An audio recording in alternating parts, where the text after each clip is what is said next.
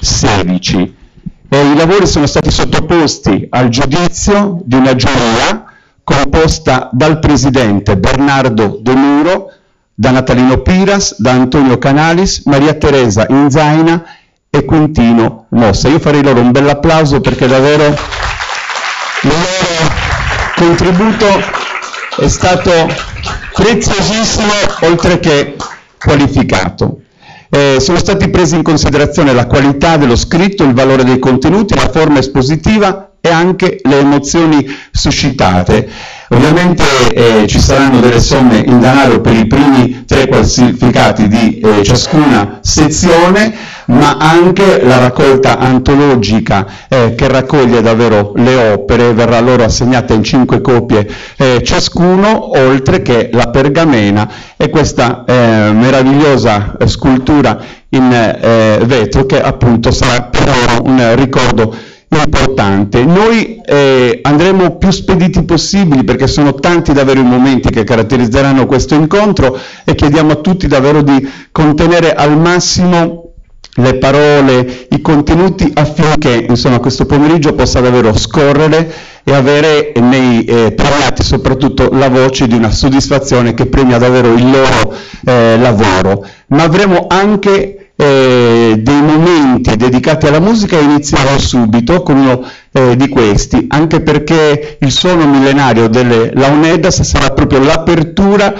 di questo nostro appuntamento. C'è un giovane che è stato da poco nella grande casa dell'UNESCO di Parigi, ha suonato all'Università di Oxford e davvero ci porta con orgoglio il sapore musicale di una tradizione che ovviamente è nostra e ci appartiene da sempre. Un applauso per Roberto Tangiano.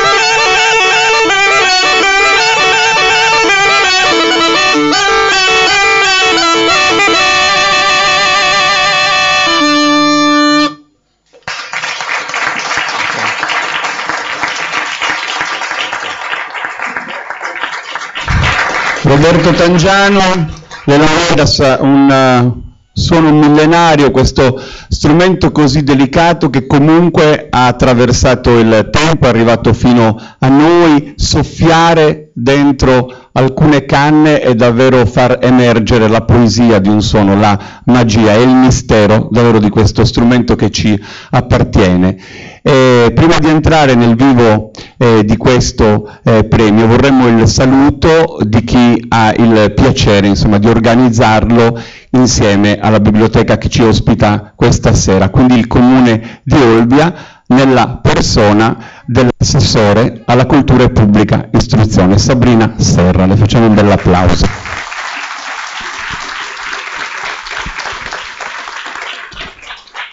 Grazie Giuliano e buonasera a tutti. Io innanzitutto do il benvenuto, però mi sposto perché do le spalle, do il benvenuto alla giuria che ringrazio per anche quest'anno averci sostenuto e aiutato appunto in questo premio letterario Città di Olbia, e soprattutto do il benvenuto al neo presidente del premio letterario Città di Olbia, Bernardo De Muro. Do il benvenuto anche a tutti i partecipanti e finalisti. Che dire, il premio Città di Olbia diciamo che si sta configurando in un livello ormai assolutamente di una notevole importanza, perché abbiamo avuto 219 partecipanti e soprattutto ci tengo ad evidenziare che di questi 219 130 sono i partecipanti dei racconti in lingua italiana. Soprattutto che tra una delle finalisti abbiamo una scrittrice italo-inglese, quindi non possiamo non pensare a dare a questo premio una connotazione assolutamente di più ampio respiro e non pensare, perché appunto, anche a un coinvolgimento che va al di là dei nostri confini, e quindi per il prossimo anno sicuramente lavoreremo in questo. Ringrazio tutto il personale della biblioteca, a partire da Marco Ronchi, che hanno lavorato per poter avere anche quest'anno appunto il premio letterario Città di Olbia, e ci tengo anche a sottolineare il fatto che 2 premi vengono dati a 2 lingue parlate correttamente nella nostra città, che sono il gallurese e il logudorese, e che noi però dobbiamo avere l'interesse e dobbiamo rafforzare, dobbiamo continuare a mantenerle vive e far sì che comunque si continui assolutamente continuino a resistere e si continuino a parlare correttamente nella nostra città, quindi anche rivolgendoci ai ragazzi più giovani. Io vi auguro un buon premio letterario e grazie a tutti.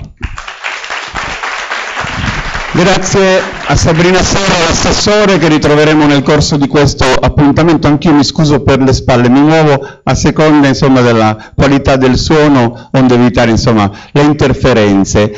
Vi dicevo, entriamo subito nello spirito di questa iniziativa facendo un passo indietro e tornando indietro quindi di un anno, perché la scorsa edizione ovviamente ha prodotto poesia, ha prodotto racconti e ha lasciato il segno anche in questa opera antologica che viene pubblicata annualmente e che raccoglie appunto i lavori premiati. 5 copie di questa raccolta antologica vengono consegnate ai vincitori dell'anno precedente, insieme a tutto quello che abbiamo menzionato in apertura, e quindi così sarà fatto questa sera, lo faremo dopo, ma ci piace ricordare che per i racconti brevi in italiano l'anno scorso è arrivato primo Ciro Zecca e arrivava da Roma. per i racconti brevi che i giovanissimi dai 10 ai 16 anni hanno inoltrato. La prima posizione è andata ad Alice Bilotta di Sassari, che appunto si è qualificata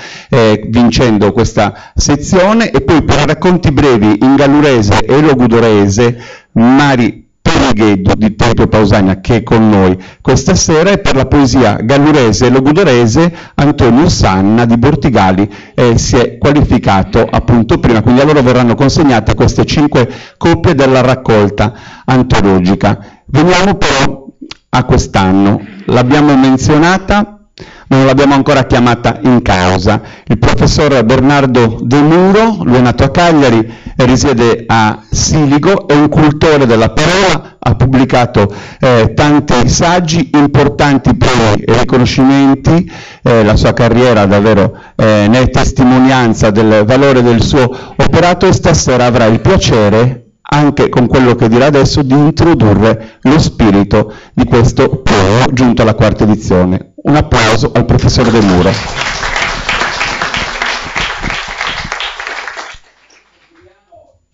La sintesi. E allora Bernard Shaw un giorno scrisse una lunghissima lettera ad un amico, proprio lunghissima, e alla fine un rigo di post scriptum: scusami, mi è mancato il tempo per farla più breve. Quindi cercheremo di usare la sintesi. Però prima di questa mia introduzione devo dare una, come dire, agli autori che sono presenti qui, che la sanno lunga, perché ci hanno fatto perdere il sonno. Abbiamo letto 2220 pagine, quindi avete qualcosa da farvi rimproverare. Nel senso che veramente è stato un lavoro improbo, molto affascinante, interessante, e devo dire che sono tanti i racconti che meriterebbero, che avrebbero premiato dei premi, però abbiamo dovuto fare ovviamente una sintesi. E allora, siccome è un premio importante questo, ho pensato di regalare al pubblico queste mie riflessioni, partendo da un mio piccolo aforisma che dice in un racconto che nulla sia lasciato alle sole parole. Quindi il racconto è già storia, principio ed epilogo, fin dalle prime righe, secondo la linea di percezione che se ne potrà evincere. Se il romanzo è una cattedrale, il racconto è una piccola basilica, ricca di tanti retabuli piccoli. Questo raffronto. Se il romanzo è l'oceano, il racconto è un fiume che scorre, a volte veloce, a volte lento. Sono due anime che non hanno alcun punto in comune. Quindi tutto in un racconto è già venuto delineato. Il racconto, va bene così? Il racconto non è ancora un racconto, è la finestra aperta da dove tutto si vede e tutto si coglie, ma soltanto se è chiaro il filo catturante, il filo di Arianna della narrazione, il disegno costruttivo di una storia, di un personaggio, di un tic parossistico, di un compiacimento, di un luogo, possiamo dire. Essendo il racconto suprema sintesi narrativa, non ha ombre di sistema, di compiacimento letterario, tanto per incuriosire il lettore. Una persona può vedere una piccola lumaca che transita leggera, lentissima, e da lì nasce un racconto. Io un giorno ho visto, mentre ero al tavolo, una farfalla notturna che ho chiamato Antiopa, ed è rimasta con me un giorno e mezzo. Io ho scritto un racconto su Antiopa. Questo nasce con il racconto, non nel romanzo. Il romanzo ha uno scenario molto più vario, più sfaccettato. Il racconto va oltre, non ammette fatti e accadimenti senza relazioni e privi di senso che sono destinati all'oblio. Attraverso la narrazione lo scrittore conferisce senso e significato alla storia, e che questa via via diventa viva e vitale, ricca di una tessitura, come la tessitura musicale, che la rende memorabile e unica. Un racconto deve lasciare memoria. Un racconto deve evocare l'antico che diventa nuovo, non soltanto l'accadimento di alcuni fatti, dove tutti sono capaci di fare questo, ma il narratore di un racconto deve entrare non nel personaggio, ma addirittura nella psicologia del personaggio, se il personaggio è il protagonista di questo racconto. Quindi il racconto evoca una storia, un evento, un personaggio, un luogo che ha lasciato traccia di sé. Mentre tutto in un racconto è già scritto in partenza, frutto di un sentimento narrativo che parte da molto lontano per giungere direttamente al cuore e alla mente del lettore. Se il racconto fosse musica, sarebbe una forma sonata. Il romanzo è una sinfonia o un poema sinfonico. Il racconto è una sonata, una forma sonata, un quartetto d'archi. Allora dobbiamo fare in modo che nulla sia lasciato, come dicevo prima, alle sole parole. Se il romanzo conosce la monumentalità di una storia o delle storie, il racconto vive la sua unità di tempo, di luogo, di pensiero, di azione, lasciando così un punto indelebile e duraturo.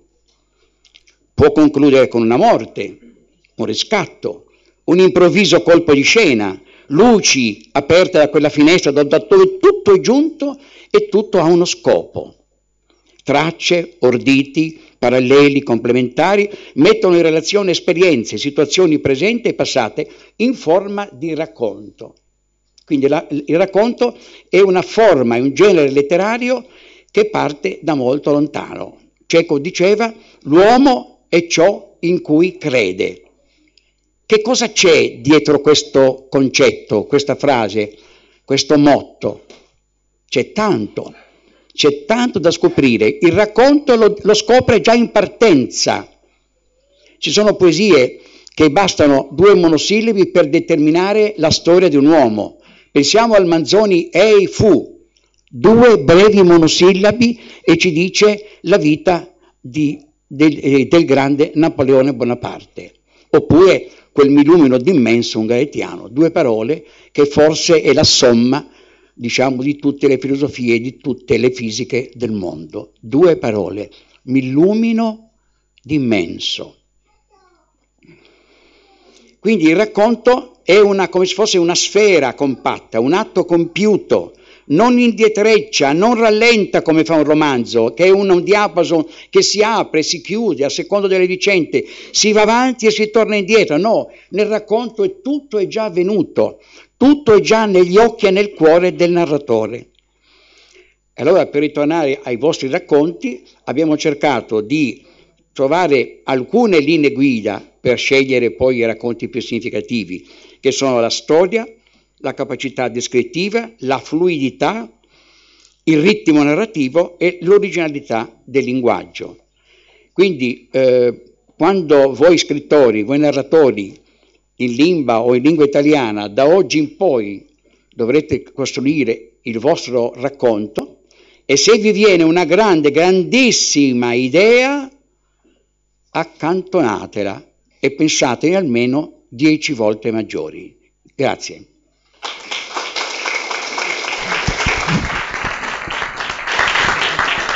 Un racconto deve lasciare memoria, diceva il professor De Muro, e noi ci auguriamo che davvero il racconto e la poesia che stasera attraverserà questo spazio lasci davvero un segno. Noi adesso entriamo nel vivo delle premiazioni, però permettetemi prima di introdurre Claudio Laconi, che sarà colui che darà lettura a alcune parti dei racconti che premieremo.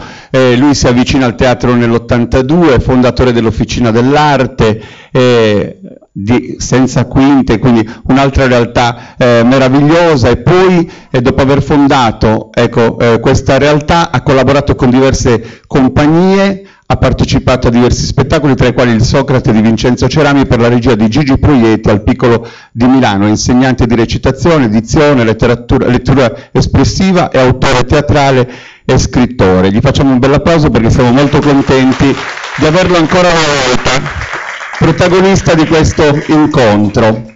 E poi vorrei salutare Martina, che sarà colei che ci darà una grande mano questo pomeriggio. Un bel applauso per Martina nel dichiarare i nomi dei premiati. Iniziamo subito con la sezione dedicata ai racconti in lingua italiana, E procediamo con le menzioni speciali. Saranno 4 questa sera. Qua abbiamo una busta e andiamo insieme a darne lettura e a scoprire, insomma, chi sono le persone che... Partiamo con le menzioni, professore. Sì, partiamo con le menzioni, così abbiamo concordato. Tutto qua. Ovviamente la prima viene assegnata ad Andrea Fancellu per l'opera Ode al Cappuccino. A lui facciamo un bel applauso. Eccolo qua. Andrea, vieni vicino. L'Ode al Cappuccino. Ode al Cappuccino di Andrea Fancellu, racconti brevi in lingua italiana, una menzione speciale per te per questa 4ª edizione del premio letterario Città di Olbia. Io ti consegno la menzione, so che il professor De Muro voleva dire qualcosa di breve a riguardo. Allora, l'Ode al Cappuccino, con questa menzione di questo breve racconto, è un prezioso concentrato di atmosfere e di immagini. Si è voluto premiare l'originalità della storia e l'acutezza della scrittura.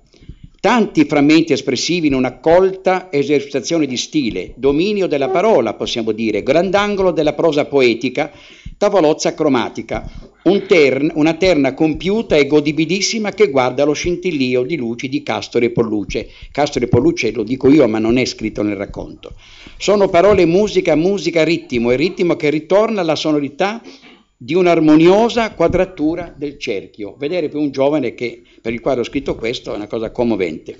Non c'è storia, non ci sono personaggi, non luoghi riconoscibili, ma ci sono i coppieri degli dei e poi una lunga sfilata di oggetti, raffilati vassoi, troni di ceramica, cerchi di spuma, piccole perle, colonne tortili, fendenti di sole e cieli tenebrosi, e c'è persino il Valhalla, pensate.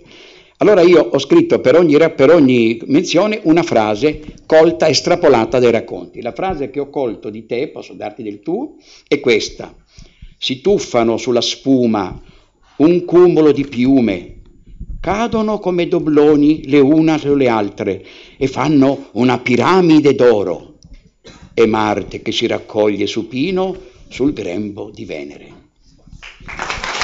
Quanti anni hai, Andrea? 21 anni. Andrea viene da Ossi, quindi ci fa piacere, insomma, che un centro vicino a Sassari, ma comunque della nostra terra, possa avere in te il primo momento di questo bel pomeriggio. Quindi ti facciamo ancora un saluto. Tante grazie. Seconda menzione, il dono di Giuditta. La menzione speciale in questo caso va a Elide Ceragioli. Non so se è presente Elide, le facciamo un bel applauso. Comunque la signora è di Campi Bisenzio, ecco perché non è presente, perché insomma avrebbe dovuto fare un bel viaggio, e ci fa piacere che comunque questa menzione le sarà recapitata, e sono sicuro che lei sarà contenta. Leggo questa motivazione, voi? Ho detto prima che sarebbero state tante le menzioni speciali, perché erano veramente dei racconti molto belli, alcuni veramente molto belli. Abbiamo scelto 4 racconti, non di più, perché sennò sarebbe stata una cosa troppo lunga, una quaterna, diciamo così. Il dono di Giuditta, vero questo? E questo è un racconto veramente speciale, devo dire. È una voce di speranza che giunge da una lontana percezione che sfiora il trascendente. È l'affresco di una psiche che attende l'attimo rivelatore, come quello dei sogni, lo svelarsi di un evento che incombe, che indaga sulla vita in modo lirico e palpitante. È la forza di un'intuizione bambina, perché Giuditta è una bambina, che vede senza toccare, una capacità innocente, capace di aprire il varco dell'impossibile, anche il ritorno di un figlio laggiù in guerra.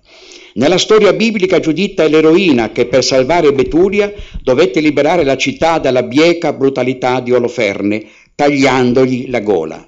Ma nel racconto qui Giuditta è una tenera bambina che, pur soffrendo di frequenti attacchi d'asma e di paure, ha una rivelazione da fare alla madre, non troppo tenera con lei. Sarà una rivelazione che dal sogno si appalesa in realtà, e il resto non sarà silenzio. Il racconto è scritto con stimabile maestria ed eleganza, con buon passo ritmico e senza toni di caduta. La spontaneità della rara e matura, intensa, appropriata. La frase che ho scelto di questo racconto è questa: da qualche parte c'era un Dio che raccoglieva le loro suppliche e apriva le mani a consolare. Grazie professore. Se lei è d'accordo, abbiamo altre due menzioni adesso, una per Arezzo e una per Forlì. Adesso non so se sono presenti queste due persone, presumo di no, vista la distanza. Se mi acchiappa la frase finale, poi noi recapiteremo la motivazione in modo da dare magari un po' più di spazio a chi è presente, e lo faremo ovviamente con... Prima Rimbalzi facciamo? Facciamo prima Rimbalzi. Ce n'ho solo di una, perché l'altro è stato fatto da una persona che oggi non c'è qui. Perfetto, allora facciamo questa citazione per Rimbalzi. Ovviamente dico che la menzione speciale va a Marco Bindi, che è appunto di Arezzo, quindi... Arezzo, va bene, solo una frase, è comunque un monologo questo di Rimbalzi, con quelle pietre che si lanciano nel fiume per fare tanti saldi. E io scrivo, qua ho scelto questa frase: il rumore dell'acqua era il suono della mia mente, il mio riflesso nell'acqua era il mio fantasma, anche lui sarebbe scomparso con me. E completiamo la parte delle menzioni speciali per racconti brevi in lingua italiana, in questo caso ad Attilio Gardini, L'ora più fredda è quella prima dell'alba. Attilio è di Forlì, per lui non ha... Qual è? No, è lei quello dell'alba? Ah no? Allora no. Posso leggere soltanto la frase finale? La frase la leggiamo, sì. Il tutto detto con efficace stile, questo non l'ho scritto io, con puntualità di racconto, come ammonimento perché non si ripetono quegli errori. Si parla degli errori della guerra, di Auschwitz, dell'Olocausto. È un racconto molto particolare questo, che si differenzia da tutti gli altri. In piena contemporaneità, incondivisibile sentimento del tempo. Queste sono le quattro menzioni che abbiamo dato. E salutiamo tutti e quattro, davvero un grazie speciale tra tanti lavori, una menzione, davvero vale un riconoscimento ampio. Ma entriamo nel vivo di quello che riguarda invece i vincitori di questa sezione dedicata ai racconti in lingua italiana, di questa quarta edizione del premio letterario Città di Olbia. E la busta l'abbiamo appena aperta, quindi possiamo procedere dal terzo classificato, che con il racconto Il grande, il piccolo, la vecchia e il pane risponde al nome di Rosalio Vitale di Foggia. Un applauso per il signor Vitale. Bentrovato e grazie per essere qui. Ascoltiamo la motivazione che ha determinato la scelta. Intanto una piccola correzione, non la vecchia ma la vecchina. La vecchina, allora, il grande, il piccolo, la vecchina allora, e il pane. E questa, la menzione che è stata, la motivazione è questa. È la storia di un improvviso incontro tra una madre e una vecchina, sconosciute una all'altra, ma che rivela una particolare vicinanza, come una forte attrazione psicologica e umana, per effetto di un velo di mistero che sembra accomunarle. Una dimensione irreale ma capace di lasciare una profonda traccia nei sentimenti. Una scrittura attenta a non smarrire il filo narrativo. Vi si coglie un acuto spirito di osservazione dei dettagli, luoghi, oggetti, con buona vena creativa.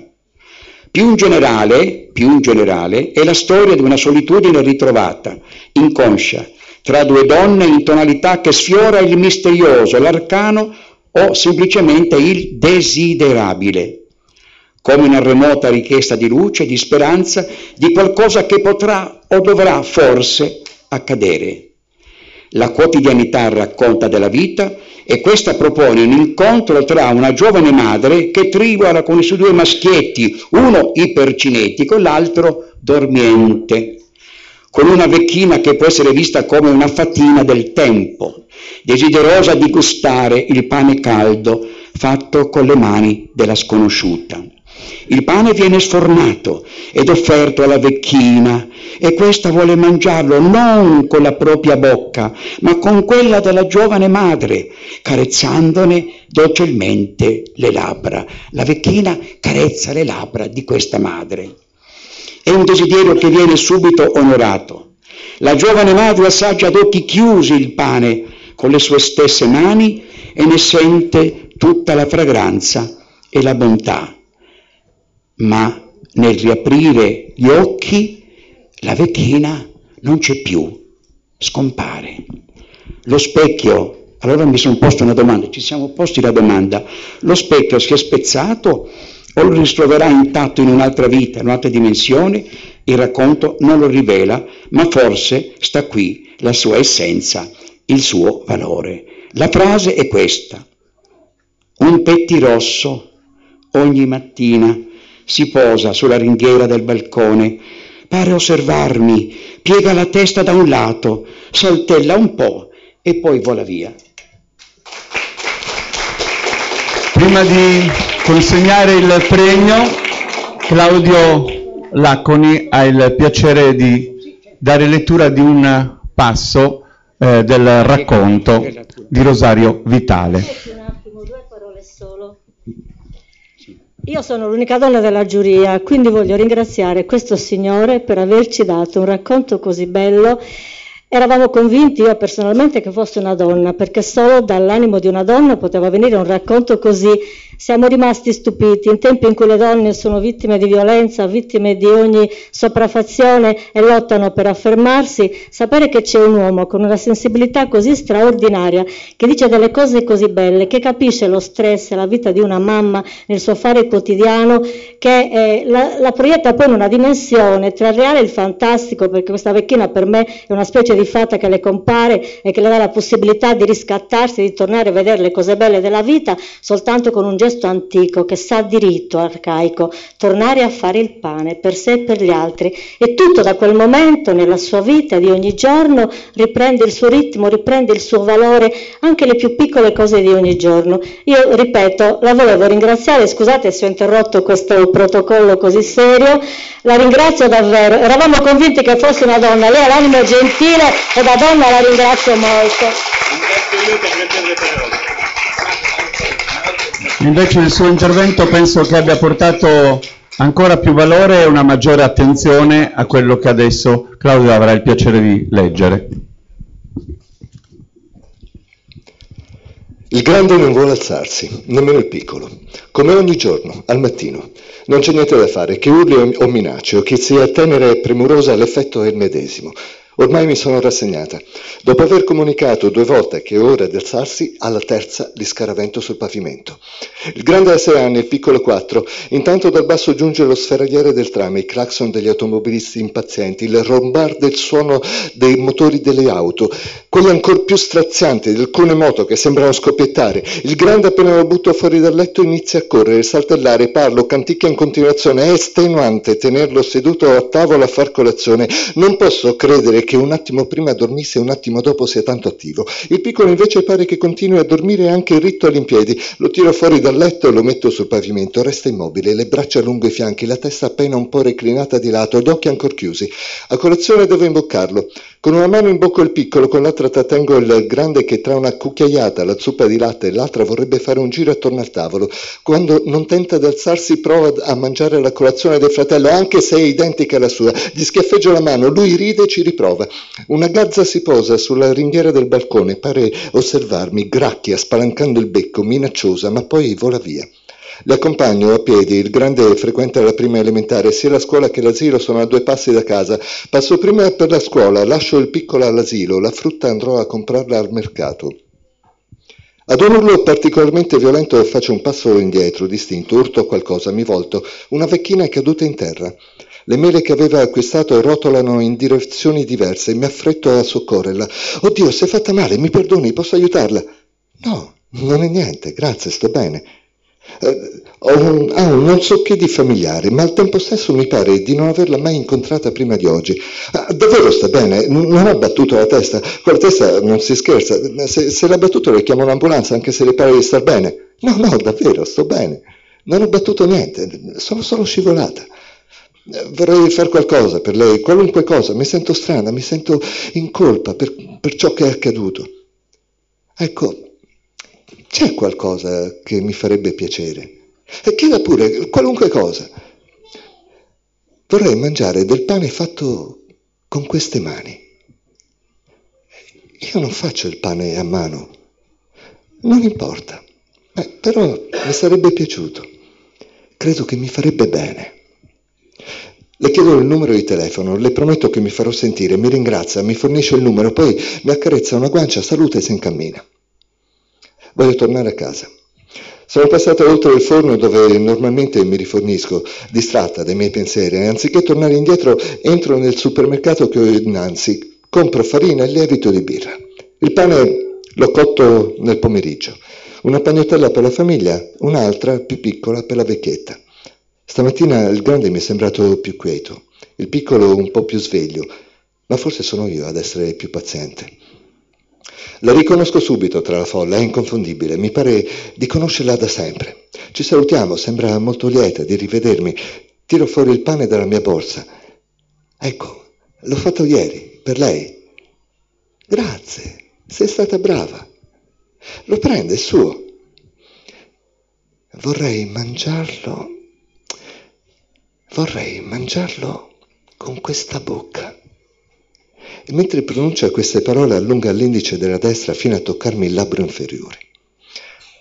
Addento il pane, cerco di gustarlo appieno. È tanto buono che non posso fare a meno di chiudere gli occhi. E un attimo prima di chiuderli noto nella vecchietta un'insolita ma molto familiare espressione, una smorfia asimmetrica che mi si dipinge sempre in volto quando mi viene da ridere e cerco di impedirmelo.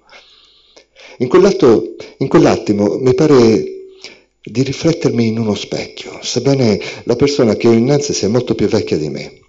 Ingoio il boccone, riapro gli occhi. Nessuno mi sta di fronte. Mi volto da ogni lato, faccio qualche passo. Dov'è? Aspetti, non vada via. Continuo a voltarmi, poi percorro tutto il mercato senza successo. E passa un giorno, poi un altro, e poi tanti. Al mercato vado ogni mattina, ma non l'ho mai più incontrata.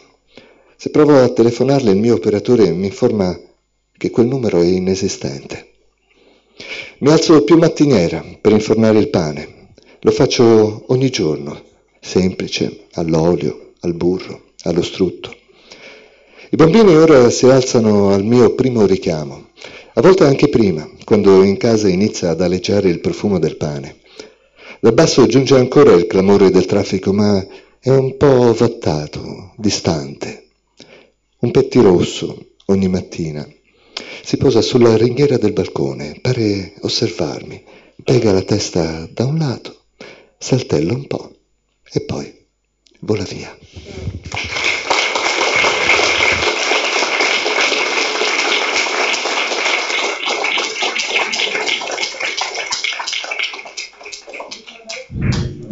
Qua, grazie davvero Claudio. Allora noi procediamo adesso alla consegna del premio. Chiamiamo Simonetta Padre, che è il presidente della Commissione Cultura. Sarà lei, ci posizioniamo un pochino più al centro a consegnare questo terzo premio per la sezione Racconti in lingua italiana a Rosario Vitale da Foggia. Tra l'altro abbiamo il piacere di trasferire queste nostre immagini in diretta streaming attraverso il canale dedicato di YouTube e anche sulla pagina Facebook della Biblioteca Civica di Olbia, e penso che lei abbia il piacere di esprimere un suo pensiero. Niente, sono emozionato, sono molto contento di ricevere questo premio perché penso che sia un premio di valore. Ringrazio per le belle parole. Penso che l'umanità è unica, quindi io non penso nelle differenze notevoli tra maschi, femmine, oppure bianchi, neri, cinesi. Io penso che ci sia un sentimento che ci accomuna. Io quando scrivo, voglio scrivere la storia di una mamma, mi immedesimo, divento una mamma. Voglio scrivere una storia di un bambino di 5 anni, divento un bambino di 5 anni e scrivo. Comunque, soprattutto grazie. Davvero grazie a lei di cuore. Secondo classificato, La nave di Teseo di Luigi Manca, Porto Torres. Quindi un applauso al signor Manca, non so se è presente, giovanissimo, ci fa molto piacere, quindi secondo classificato. Adesso ci permettiamo di darti del tu perché l'età davvero ce l'ho consente. Un applauso forte. Ascoltiamo anche per te quello che ha da dirci il professor De Muro. La pausa è un valore, quindi rispettiamo la pausa. La giuria ha inteso premiare un racconto che racconto non è più connotato come un ironico testo teatrale pungente quanto basta per toccare i fili del paradosso e della beffa. I dialoghi, devo dire anche un po' strampalati, in quanto spontanei, sono vivaci, a tratti brillanti e non spengono l'attenzione del lettore. Un fiume di parole, toccata e fuga, giocano con se stesse in buona intuizione linguistica, con trovate insolite che strapperebbero l'applauso. Tutto è giocato sulla velocità di battute in libertà che sfiorano il grottesco, mascherato da un sentimentalismo taciuto. La scrittura è limpidamente sfaccettata, a tratti dirompente. Si manifesta un refrain che muta di gioco e di segno partendo da una sentenza. Scrive l'autore: la morte è per i morti, la vita è per i vivi. E prosegue così: perché la vita fugge anche se non la si insegue, perché la giovinezza fugge anche se non la si insegue, perché il tempo fugge anche se non lo si insegue. Praticamente questa cosa è una storia di 3 amiche della terza età, almeno così si evince dal racconto, che con humor e complicità se la danno di santa ragione in forza di una dialettica pungente e scarnificante. Nulla hanno più da perdere e allora cosa fanno queste 3 donne? Fantasticano, progettano l'irreale che investendone una contagia le altre e viceversa. Il racconto di vita è incentrato sul paradossale, sull'ironia, sulle situazioni presenti. Vivono come su un palcoscenico dove ciascuno ha il suo ruolo, ma c'è un elemento in comune: la morte, la signora oscura, che vogliono in qualche modo domare e dominare a proprio vantaggio. Siamo noi che dobbiamo dire alla morte: no, io voglio morire quando voglio morire, non quando vuoi tu. Questo, diciamo, è un paradosso significativo. Spiccano, per concludere, buoni accenti creativi che nascondono la drammaticità della vita rifiutata a priori e la ineluttabilità della morte. Ciascuna si sente figlia della nave di Teseo. Perché la nave di Teseo? Perché via via la nave si lacera, va bene, e diventa un altro sé. La frase che concludo: perché chi vuol fuggire fugge anche se lo si insegue.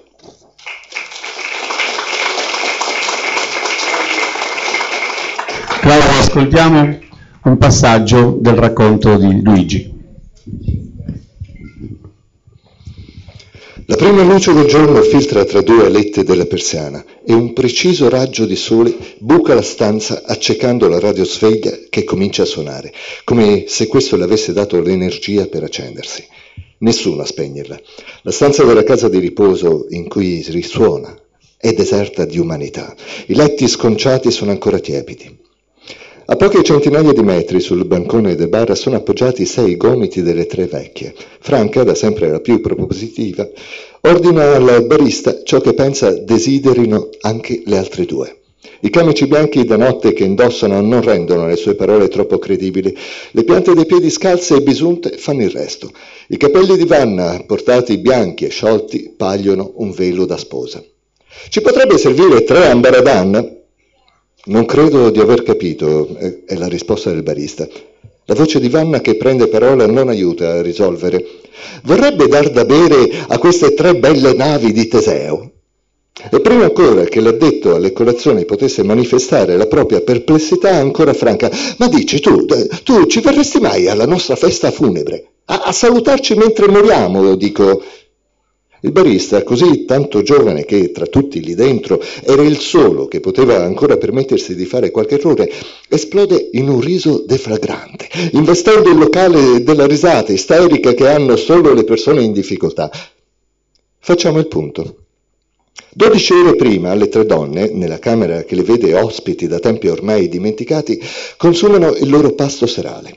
I bocconcini di carne che mangiano, fatti per i loro denti, sono così teneri che si potrebbero degustare anche solo guardandoli intensamente. Franca ha la sua da dire comunque. Ma perché ci fanno mangiare a quest'ora? Io non ci farei neanche merenda a quest'ora. Per cosa ci hanno preso? Per quello che siamo, 3 decrepiti che non hanno più niente da perdere. Guardaci, mangiamocela e facciamo addosso contemporaneamente, dice Vanna.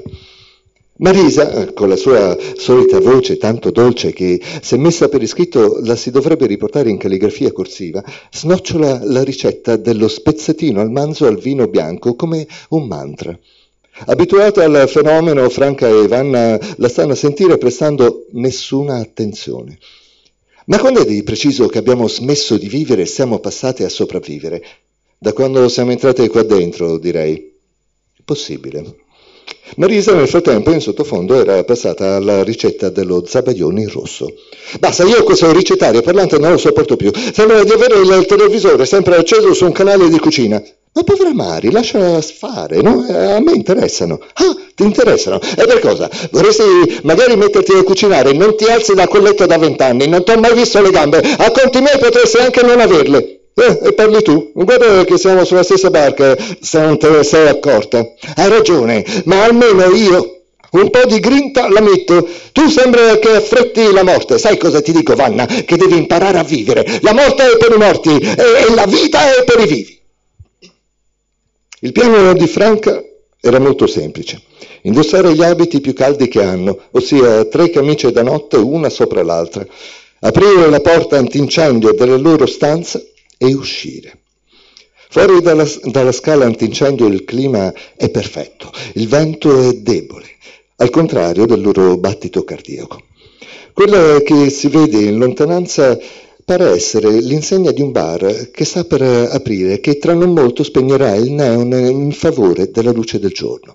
Giunte sul posto si accomodano sugli sgabelli, riuscendo in un'acrobazia che solo in quel momento scoprono di essere in grado di fare. Ci potrebbe servire 3 ambaradan? Non credo di aver capito, è la risposta del barista. Vorrebbe dar da bere a queste 3 belle navi di Teseo, tenta Vanna, prima che Franca possa dire, ma dici tu ci verresti mai alla nostra festa funebre? La risata convulsa e per nulla contagiosa del barman viene completamente zittita dalla dolcissima voce di Marisa. 4 parti di gin e limone, mezzo cucchiaio di zucchero a velo, un cucchiaino di crema e menta, agitare una ventina di secondi, aggiungerlo al ghiaccio, completare con la soda e decorare con menta fresca. La Baradan!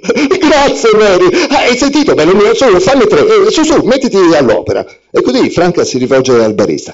Mentre Vanna è ancora incredula da quello che sta accadendo, sa bene che entro pochi minuti suonerà la sveglia nella loro camera e ci vorrà solo un attimo prima che escano a cercarle. Sa già che sarà lei a chiamare la casa di riposo per dire dove si trovano e che si prenderanno una ramanzina che non le sfiorerà minimamente.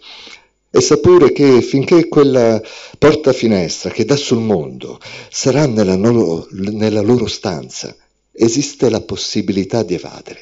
E finché ci sarà la possibilità, anche solo quella, Si potrà definire una persona completamente libera, anche se solo col pensiero, perché chi vuol fuggire fugge, anche se lo si insegue. Luigi, ci spostiamo un po' più al centro. Luigi, procediamo nella consegna del premio, chiamiamo in causa Roberto Tangiano, che abbiamo ascoltato poc'anzi con i suoni delle Launedas. Martina, consegniamo a Roberto questo premio che a sua volta lo consegna al secondo classificato di questa sezione. Luigi, prima volta sei giovane, da quanto tempo scrivi? Quando nasce la tua passione per... Scrivo da 32 anni, credo, cioè il primo racconto l'avrò fatto a 25 anni, ci ho messo 25 anni per farlo, ovviamente. E poi adesso è diventato un lavoro, fortunatamente, quindi ne scioriniamo parecchi. Io volevo fare i complimenti sia a chi ha fatto il riassunto, perché c'è tutto in 3 pagine, in realtà il triplo, almeno più lungo, e già io avevo fatto un riassunto, perché come ha azzeccato il presidente della giuria, mi complimento, è in realtà uno spettacolo teatrale, ossia io scrivo per il teatro e l'idea era proprio di queste 3 anziane sul palcoscenico e qualcosa la combinavano. Per sviluppare le loro personalità, quello che ho fatto, ho detto faccio un racconto di 10 pagine, gli faccio fare una sola cosa, che è questa, quella di scappare, e quindi ha dato vita a quel racconto lì. Quindi i dialoghi sono fatti in quella maniera proprio perché devono essere recitati da 3 attori uomini che fanno 3 donne anziane, ed era lì il gioco. Quindi complimenti a voi, veramente di cuore. Complimenti a te, tanti auguri, grazie Luigi.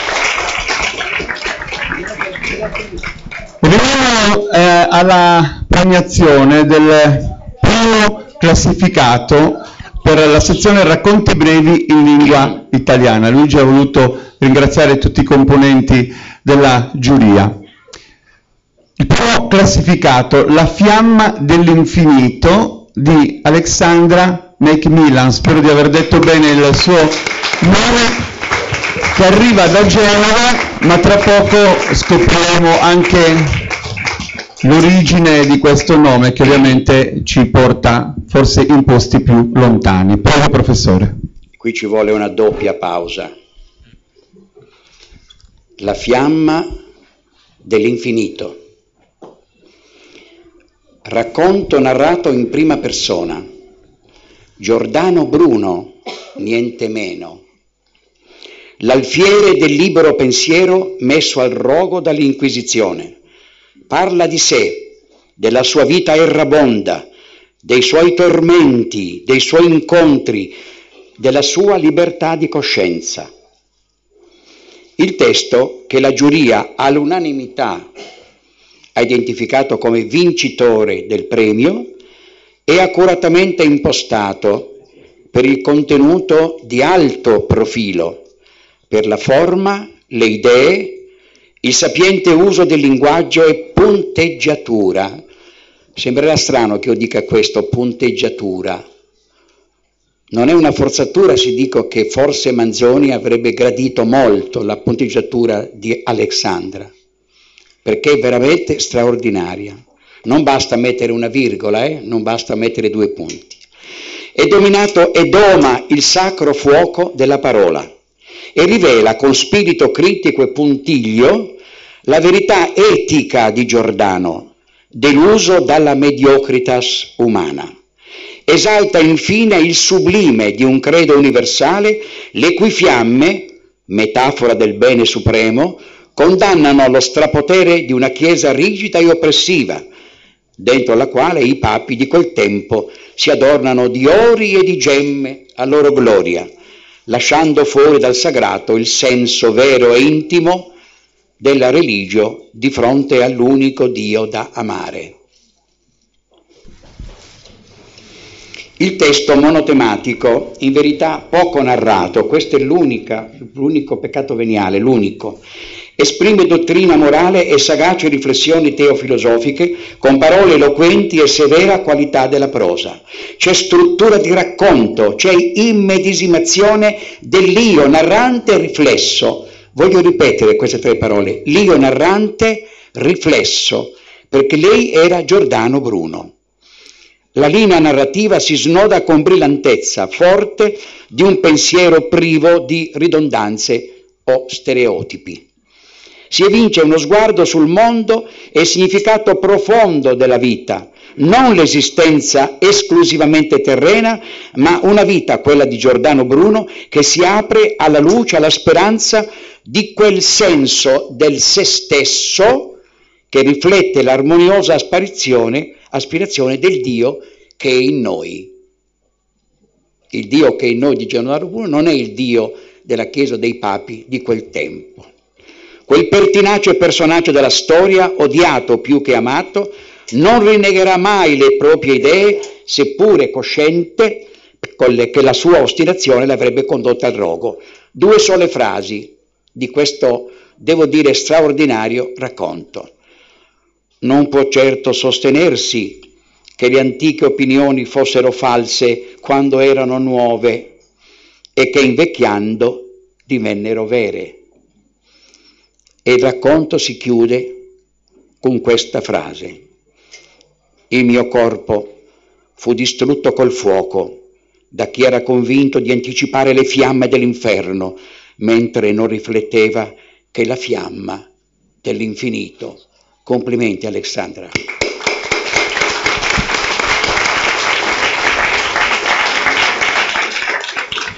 Maria Teresa. Solo una piccolissima cosa anche per lei, intanto complimenti. Ecco, anche lei ci ha tratto in inganno. In realtà noi, dopo abbiamo finito i lavori, non sapevamo niente dei nomi degli autori, perché le buste sono state aperte dopo, era tardi e noi l'abbiamo saputo dopo a sorpresa. Però quando uno legge un racconto o qualcosa, comunque immagina questo forse un uomo, questo forse una donna. Ecco, per lei ci è successo il contrario, forse perché associamo più facilmente gli uomini alla filosofia, a certe attività speculative che sembra che le donne, prese da altre incombenze nella vita, non abbiano tempo per fare.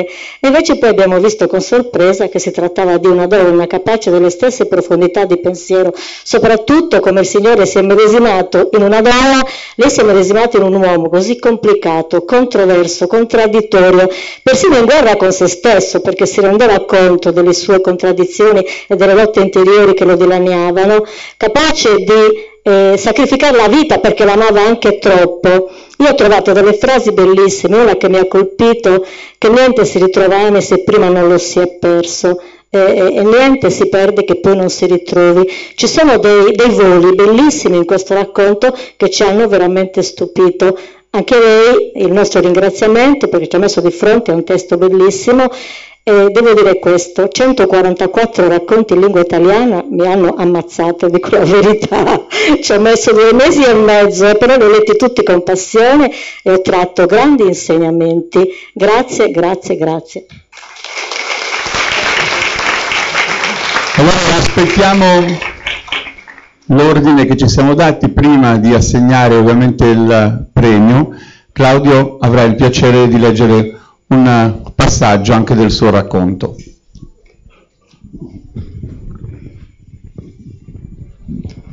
Tutte le cose sono nell'universo e l'universo è in tutte le cose. Noi siamo in esso ed esso in noi. E così tutto si armonizza in perfetta unità. Giordano Bruno. Campo dei fiori. Si dice che un tempo il luogo fosse davvero un campo di fiori e che da quello la piazza abbia preso il suo nome gentile. Da quando un papa volle meglio adornarla a sua gloria, ospita il lato discreto di palazzi aristocratici. Sin da allora vi si conducono scambi e commerci, vero mercato di cavalli, laddove oggi sono le bancarelle degli ambulanti, e in luogo dei ritrovi dei ragazzi, della loro musica, dei loro amori precoci, un tempo sorgeva una forca.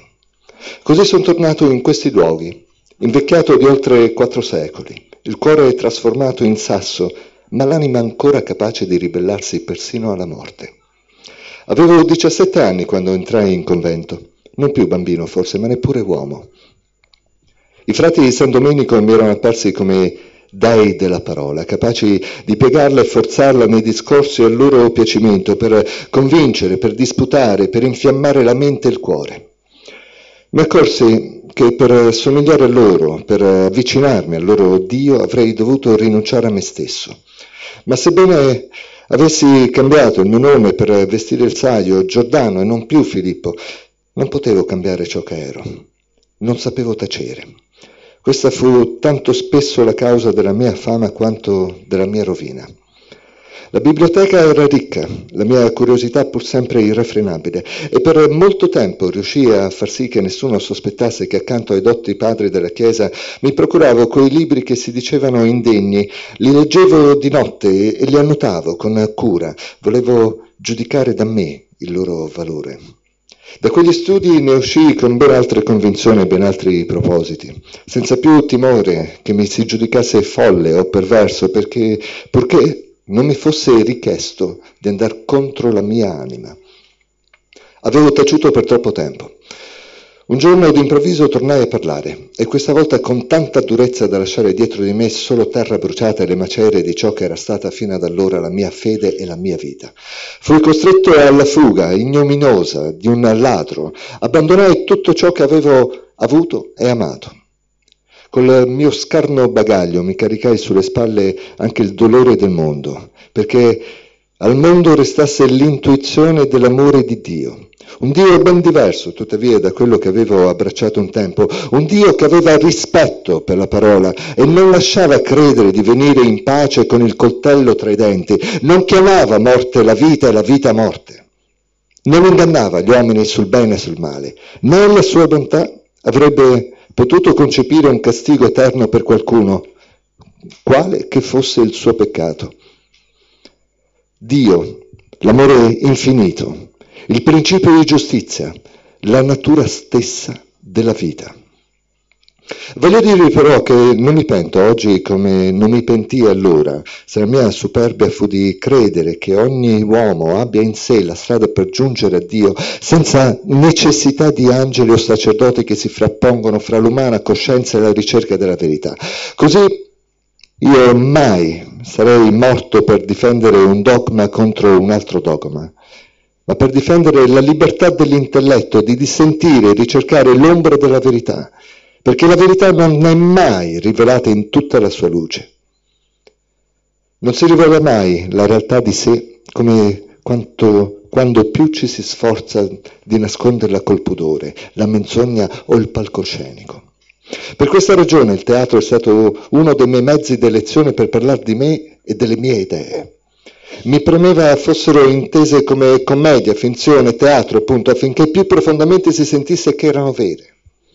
Spesso l'uomo strangola ciò che più ama, come una madre che soffoca il figlio con un eccesso di cure, e così feci io con la mia vita, stritolandola con le mie stesse mani per troppo amore. Così anche fui crudele con il mondo, e il mondo come perché l'amavo tanto da non saper mentire. Il mio corpo fu distrutto col fuoco da chi era convinto di anticipare le fiamme dell'inferno, mentre non rifletteva che la fiamma dell'infinito.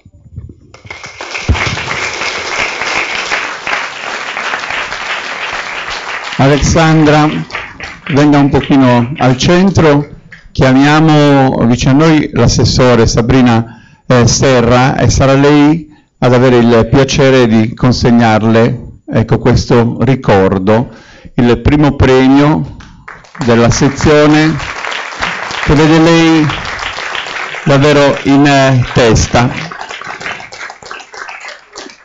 L'origine del suo nome e del suo cognome ci danno delle indicazioni, ma non rispondono alle nostre domande. Da dove arrivano? Arrivano, io sono nata qua in Italia e la mia lingua madre ovviamente è l'italiano, però mio padre era inglese, nato in Inghilterra, ha voluto lui venire qua in Italia per amore di mia mamma, e poi è morto però molto presto, quindi non l'ho neanche praticamente conosciuto, avevo 2 anni quando... Lei ha affrontato un viaggio per venire qua questa sera e spero anche per raccogliere un po' di emozioni oltre che di soddisfazioni. Sì, sicuramente mi hanno emozionato, tra l'altro i passaggi dei racconti, adesso poi lo dirò alla persona interessata, uno in particolare per miei motivi personali, e mi hanno emozionato moltissimo ed è stata un'emozione fortissima ricevere questo premio per un personaggio che in effetti, accanto appunto alla sapienza, all'aspetto filosofico, ha per me un valore particolare proprio come rappresentante della libertà dello spirito e come persona anche così controversa e così complessa, però così amante anche della vita. Quindi sì, grazie. Grazie a lei. Sabrina, so che volevi dire una cosa. Avevi detto in apertura quando hai sottolineato l'aspetto. Allora grazie davvero ad Alexandra. Chiudiamo con lei questa prima parte. Vi ho detto all'inizio che sarebbe stato anche uno spazio ricco di musica. Lui è un artista che fa parte della nostra terra, arriva da Sarule, compone la musica che esprime, oltre che dare voce alla musica che abbiamo avuto in eredità, quei suoni che fanno parte della nostra storia. Ma qui lui viaggia sui sentieri che ha voluto creare nel suo inedito sentire. Vi invito ad ascoltarlo perché davvero è uno dei più bravi e il suo talento emerge anche dalla freschezza della musica che ci racconta. Un applauso per Peppino Bande.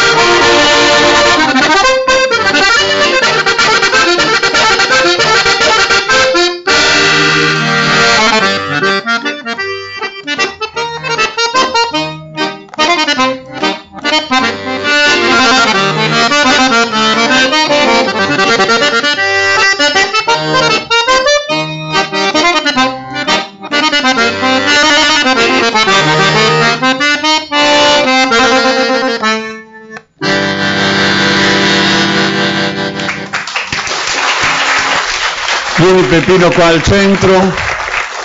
Questo applauso è tutto per te.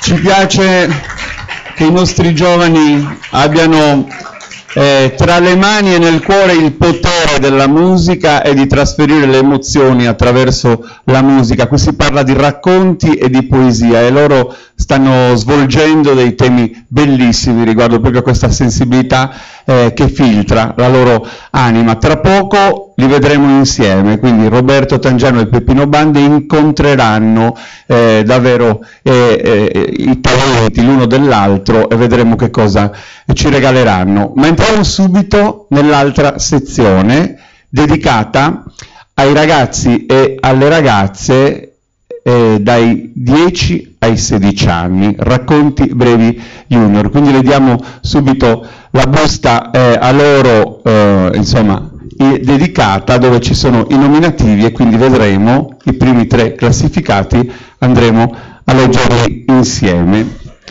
E iniziamo con il terzo classificato, In viaggio dalla Siria di Alessia Sanna di Olbia. Eccola qua. Ciao Alessia. Allora, professore, in questa sezione ci sono quelle introduzioni o qui andiamo un pochino più liberi e passiamo direttamente all'ora? Ecco, perfetto.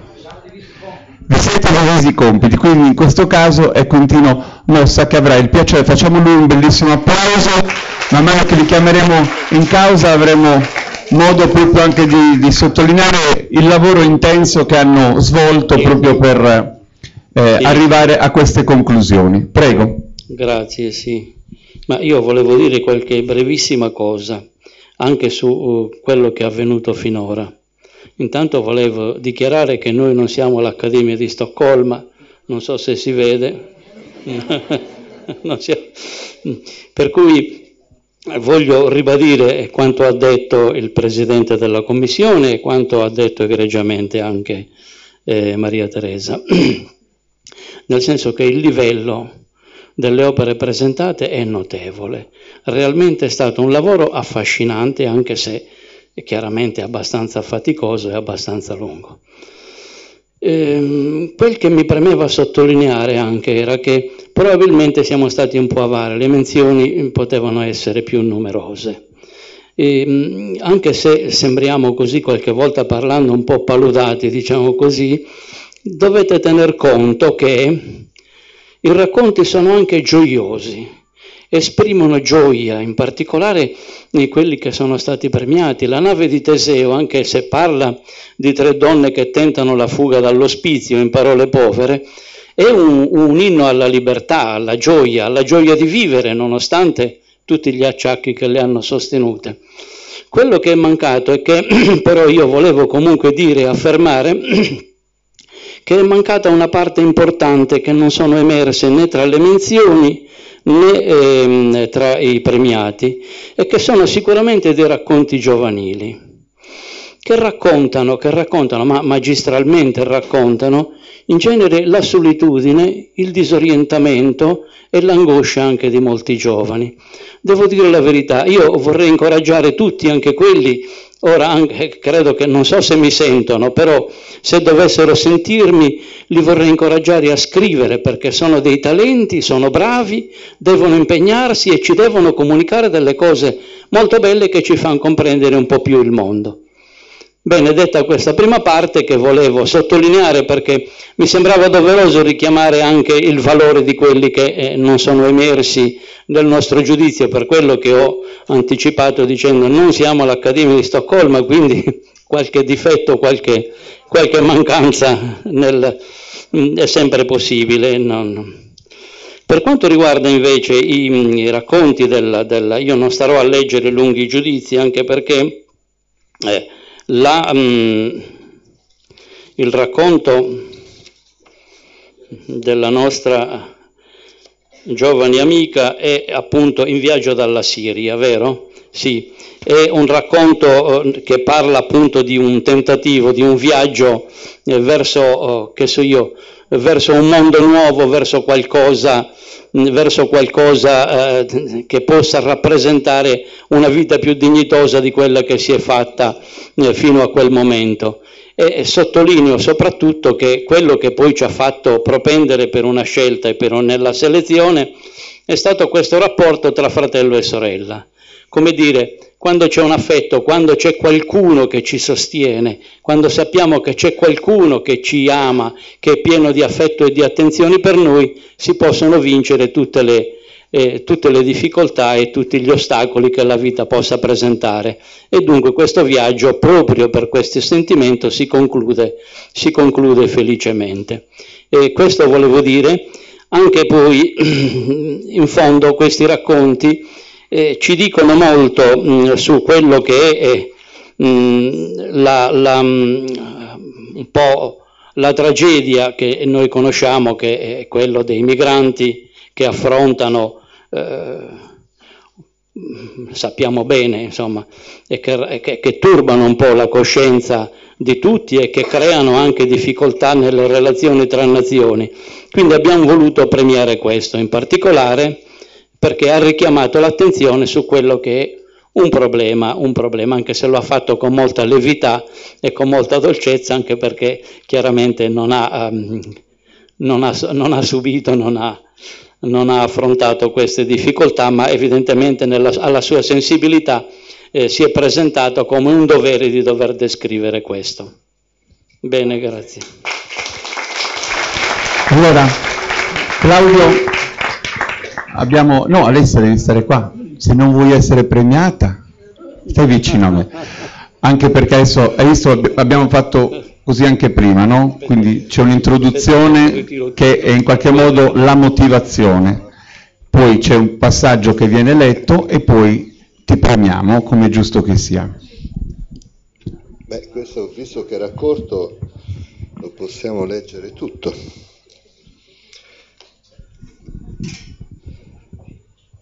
Stiamo per partire. Sento bambini attorno a me che piangono. Versano lacrime per la nostra terra, un luogo che non ci dà la possibilità di vivere sereni, di vivere a lungo. Io devo essere forte per mio fratello. Siamo solo, io e lui, 2 ragazzini giovani, io di 16 anni, lui di 11, orfani, con nessuno a cui appoggiarsi. Mi ricordo quando ancora c'erano i miei genitori, era tutto molto più piacevole. Non ci facevano pesar nulla, il mondo sembrava meno crudele, meno povero. Ma adesso che li hanno uccisi, non è poi così splendido come sembrava. A questo ricordo una lacrima mi riga il viso, è troppo doloroso per essere vero. Ancora oggi mi capita di pensare al sorriso della mamma, alle passeggiate, alla sua voce, mi capita di chiedermi perché, e non riesco a trovare una risposta fondata. Siamo tutti uguali, non c'è bisogno di odiarci. In fondo dobbiamo vivere tutti assieme all'interno di una grande casa chiamata mondo. Al balcone, presto! Dice un signore sulla cinquantina. Stringo la mano di mio fratello e mi affretto a salire su quel balcone. Siamo in troppi, non so se reggerà. Continuo a pensare a mia madre e a mio padre insieme, come quel giorno, tra gli alberi. Io e mio fratello che correvamo, i miei genitori che ci dicevano di stare attenti e di non farci male, ma noi continuavamo senza ascoltarli. Mi mancano, nonostante qualche incomprensione. Ma chi non ne ha? Perché piangi? Chiede mio fratello appoggiato alla mia spalla. Non mi ero neanche reso conto che le lacrime mi rigassero le guance, non vogliono cessare. Pensavo, rispondo, non voglio far piangere anche lui. Alla mamma e al papà mi viene una fitta al petto. Non riesco ad immaginare come un ragazzino piccolo come lui possa affrontare una perdita del genere, eppure è forte, forse anche più di me. Non rispondo alla sua domanda. Mancano molto anche a me e non aggiunge altro. Si limita a stringermi la mano. Ha proprio ragione, mi mancano. Le onde del mare sollevano il balcone e sollevano anche me, assieme a tutti gli altri che sono qui dentro, chi seduto, chi in piedi. Ci sono donne e bambine con la malinconia stampata in faccia, con la paura di non farcela, di non sopravvivere alla notte. Non abbiamo vestiti per cambiarci, non abbiamo coperte per dormire, non abbiamo più niente, vorrei solo andare a casa con un pasto caldo, un letto in cui dormire e un tetto sopra la testa, ma forse chiedo troppo. Forse ero destinato ad essere qui all'età di soli 16 anni. Mi capita spesso di pensare di mollare tutto, ma poi mi ricordo che mio fratello ha solo me, devo essere forte per lui, devo dargli l'esempio, non voglio che ci separino. Una volta arrivati in Italia ci affideranno ad una famiglia, ma ho paura che ne troveranno una per ognuno di noi, saremo lontani l'uno dall'altro, ma non lo permetterò, lui è tutto per me, gli voglio troppo bene, so che il sentimento è reciproco. In lontananza vedo un'isola, la Sardegna o forse la Sicilia, non so con precisione. Tutto bene? Chiedo a mio fratello, lui si limita ad annuire senza dire nient'altro. Sento l'acqua che mi sfiora la pelle delle braccia nude e fredda, e anche il vento fa la sua parte, scompigliandomi i capelli ricci. Arrivati! La voce di mio fratello mi riporta alla realtà. Gli stringo forte la mano, tutta la folla si spinge per scendere dal balcone. Eravamo davvero troppi per un mezzo così piccolo. Una donna ci prende per mano e ci dice di non aver paura, che non succederà nulla, ma io non posso esserne certo. Non so chi sia quella donna o cosa voglia da noi. Però so che qualsiasi cosa accadrà la supererò con mio fratello, perché ci vogliamo bene. Alessia, vieni qua al centro. Chiamo vicino a noi Maria Antonietta Cossu, capogruppo di Forza Italia in Consiglio Comunale, e a te adesso consegniamo questo terzo premio per la sezione a cui hai partecipato. E ti facciamo anche una domanda. Quanti anni hai intanto? 15. Quindi sei proprio giovanissima e non possiamo parlare del tuo passato, vogliamo parlare del tuo futuro. La scrittura per te è uno di quei segni che ti vuoi portare dentro e dietro, vuoi che diventi per te un po' anche il racconto della tua vita, vuoi fare la scrittrice da grande? In realtà no, mi piacerebbe fare la redattrice, quindi... non so. E questa passione è nata perché ti sei iscritta? Perché hai mandato un racconto? Che cosa ti ha stimolato? Il piacere di raccontare questa storia, una storia, l'amore comunque per la scrittura. Non volevo metterti in difficoltà e in imbarazzo, anzi voglio farti un bel applauso, guarda. Grazie di cuore. Tra l'altro lei è nostra concittadina, quindi vive qui a Olbia, ci fa piacere insomma che ci sia anche questa nota che accompagna il premio. Procediamo quindi con il secondo classificato, Sose Migrados è il titolo. Zineb, sei qua? Sei tu? Vieni qua, un applauso forte. Hai visto che mi sono fermato un secondo perché non vorrei sbagliare la pronuncia del tuo nome. Tu eri da Florinas, il nome e cognome al completo? Zineb Karbush. Adesso noi leggeremo la motivazione e poi racconteremo qualcosa di te. Si sente, sì, certo. In fondo il tema è lo stesso, è il tema sull'emigrazione, quindi con tutto ciò che accade durante queste migrazioni che noi conosciamo, attraversano deserti, soffrono ogni genere di privazioni, spesso anche sfruttamento, violenza, umiliazioni, eccetera. E poi giungono in una terra che non conoscono.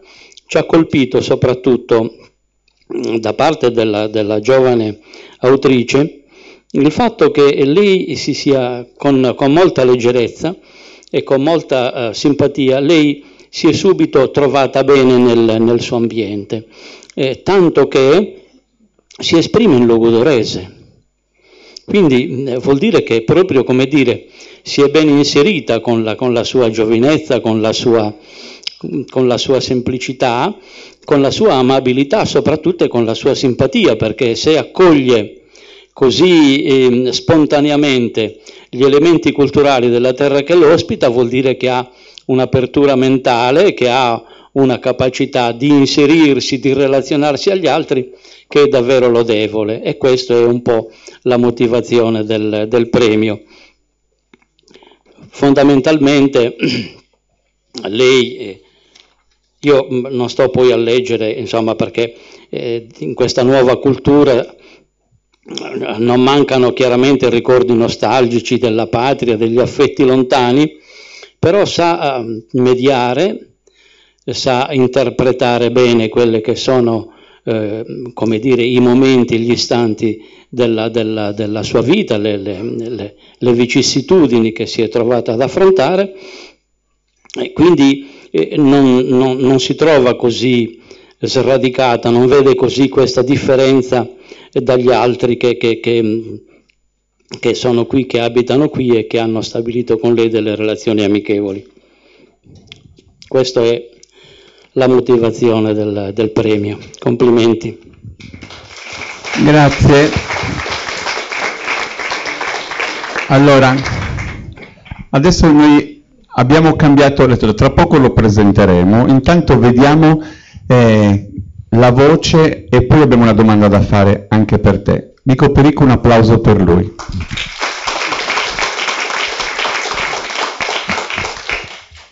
Allora, sos emigrados. Questa è una storia di una famiglia di emigrados che Deo, raccontando, provare a comprendere la sofferenza dei suoi emigrados.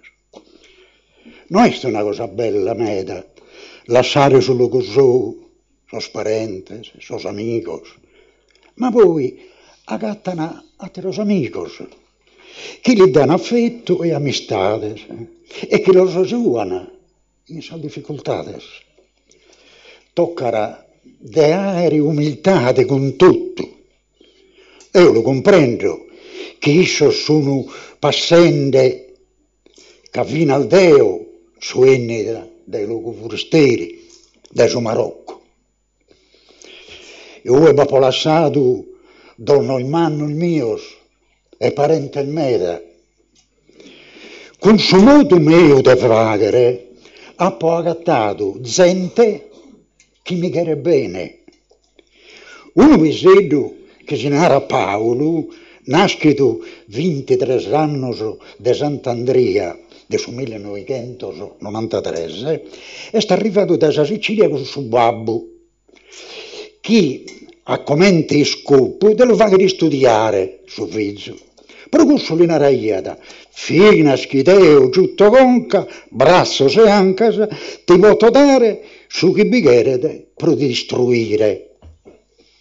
Passato tempo, una die recuende, Paolo abita un fiotto a gente ad enanti a sua. Su babbo fi molto. E isse ha reparato a suo solo, ma ha fatto con sacrificio e rinunzias su che su babbo aiada pensato pro esse. Ha studiato e come fa che s'avvocato e aiuta sus emigrados per li fa che sconoscere sul diritto e sul dovere che gli toccano quando entrano in Italia. Fino a esse come è babbo e a suo figlio li vede sempre di suo donno manno, però non lasciare seccare s'arraiginas allattadas in una tiruna terra.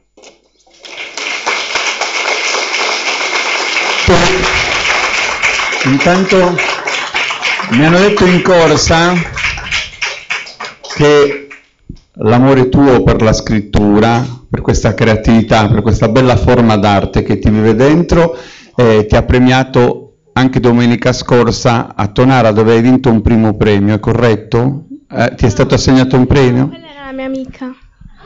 Era... No, io sono stata premiata a Tonara però a giugno. Però Giulio, quindi è stata premiata in tempi diversi. Domenica scorsa la tua amica, frequenti una bella compagnia, vedo, perché se vi scambiate anche le informazioni sui premi che ritirate, questo è un buon segnale. Invece la tua storia, qual è? Tu vivi a Florinas, mi pare di capire che i tuoi genitori arrivano dal Marocco, tu dove sei nata? Io sono nata a Marocco e all'età di 2 anni sono venuta e sono di Florinas. Adesso Quindi hai fatto tutto il tuo percorso di vita a Florinas, quindi hai imparato la lingua, che non è una cosa comune. Quanti anni hai? 12. 12 anni, e invece non solo parli la nostra lingua, ma la scrivi anche, e per te la scrittura che cos'è? È un futuro da disegnare? È un presente da raccontare? Inizialmente voglio dire che le poesie, i racconti che faccio, io li scrivo in italiano e poi mi faccio aiutare da una mia amica per tradurli in sardo. E mi piace scrivere e ho iniziato dall'anno scorso con l'aiuto della professoressa Ledda. Noi ti facciamo tanti auguri, ci piace il tuo sorriso e la tua dolcezza, davvero tanto. Per premiarti chiamo in causa Tiziana Biscu, che è componente della Commissione Cultura, quindi un applauso per Tiziana che consegna a te questo premio. Questa sezione ci piace particolarmente perché sono i giovani, i giovanissimi protagonisti, e credo che un premio a quest'età sia una proiezione, un auspicio, ma anche una motivazione importante, perché hai visto anche come siete stati introdotti, quindi anche con parole autorevoli che hanno giudicato con attenzione i lavori che avete proposto. Quindi davvero ancora un saluto. Zineb, questo è il tuo nome, un saluto grande.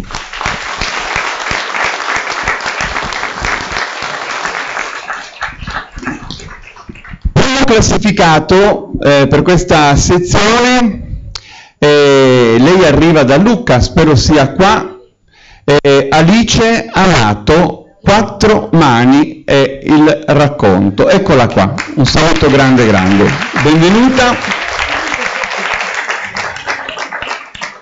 Alice, ascoltiamo anche 2 parole che riguardano la motivazione per la scelta. Brevissimo. Devo dire che un po' con Maria Teresa ci troviamo in difficoltà, perché ora entriamo nella sezione gallurese e logudorese e noi ci siamo trovati, essendo venuti meno 2 componenti della giuria, a dover leggere quelli che sono le motivazioni che hanno scritto altri, quindi un po' andiamo a braccio, un po'. Però qual è la difficoltà in cui ci troviamo? Che Maria Teresa mi faceva notare che il leggere le motivazioni in logudorese o in gallurese escluderebbe dalla comprensione parte del pubblico. E dunque stavamo pensando di fare una doppia lettura, un po' in logudorese italiano, gallurese italiano, giusto per dare almeno un senso a quello che si dice, che si ascolta. Comunque, venendo a 4 mani, che è veramente, grazie a un racconto brioso e scorrevole, un racconto molto interessante, realmente anche come costruzione. Lo scrittore in erba che lotta contro la pagina bianca e gli sviluppi sempre improbabili di un possibile racconto, tanto che si inoltra sui vari sentieri che la fantasia infantile suggerisce, per poi non seguirne mai uno che porti a una meta. Nello sfogliare le possibili trame si insinuano le altrettanto possibili scelte di vita che si vorrebbero appaganti, ma che non portano ad una scelta comunque. Tutto esposto con simpatica autoironia, quando una zanzara col suo fastidioso ronzio distrae l'eroina del racconto, portandola a divagare e rendendo impraticabili tutte le opzioni via via rappresentate, fino a stabilire regole di comportamento per la stessa autrice, perché c'è l'eroina del racconto e c'è l'autrice del racconto. E mentre ronzano nella sua mente gli interrogativi fondamentali, giunge al sonno il ristoratore della beata serenità infantile. Quello che non emerge né dalla motivazione, chiaramente, invece è veramente la freschezza e la briosità, la leggerezza e anche l'intelligenza del racconto. Veramente una scrittrice, non so se dire in erba, ma una scrittrice, come dire, già in parte compiuta, una grande capacità di gestire lo strumento linguistico e soprattutto la trama del racconto. Brava. Allora Alice, adesso ascoltiamo un passaggio del racconto che hai scritto e di cui ci hai fatto dono.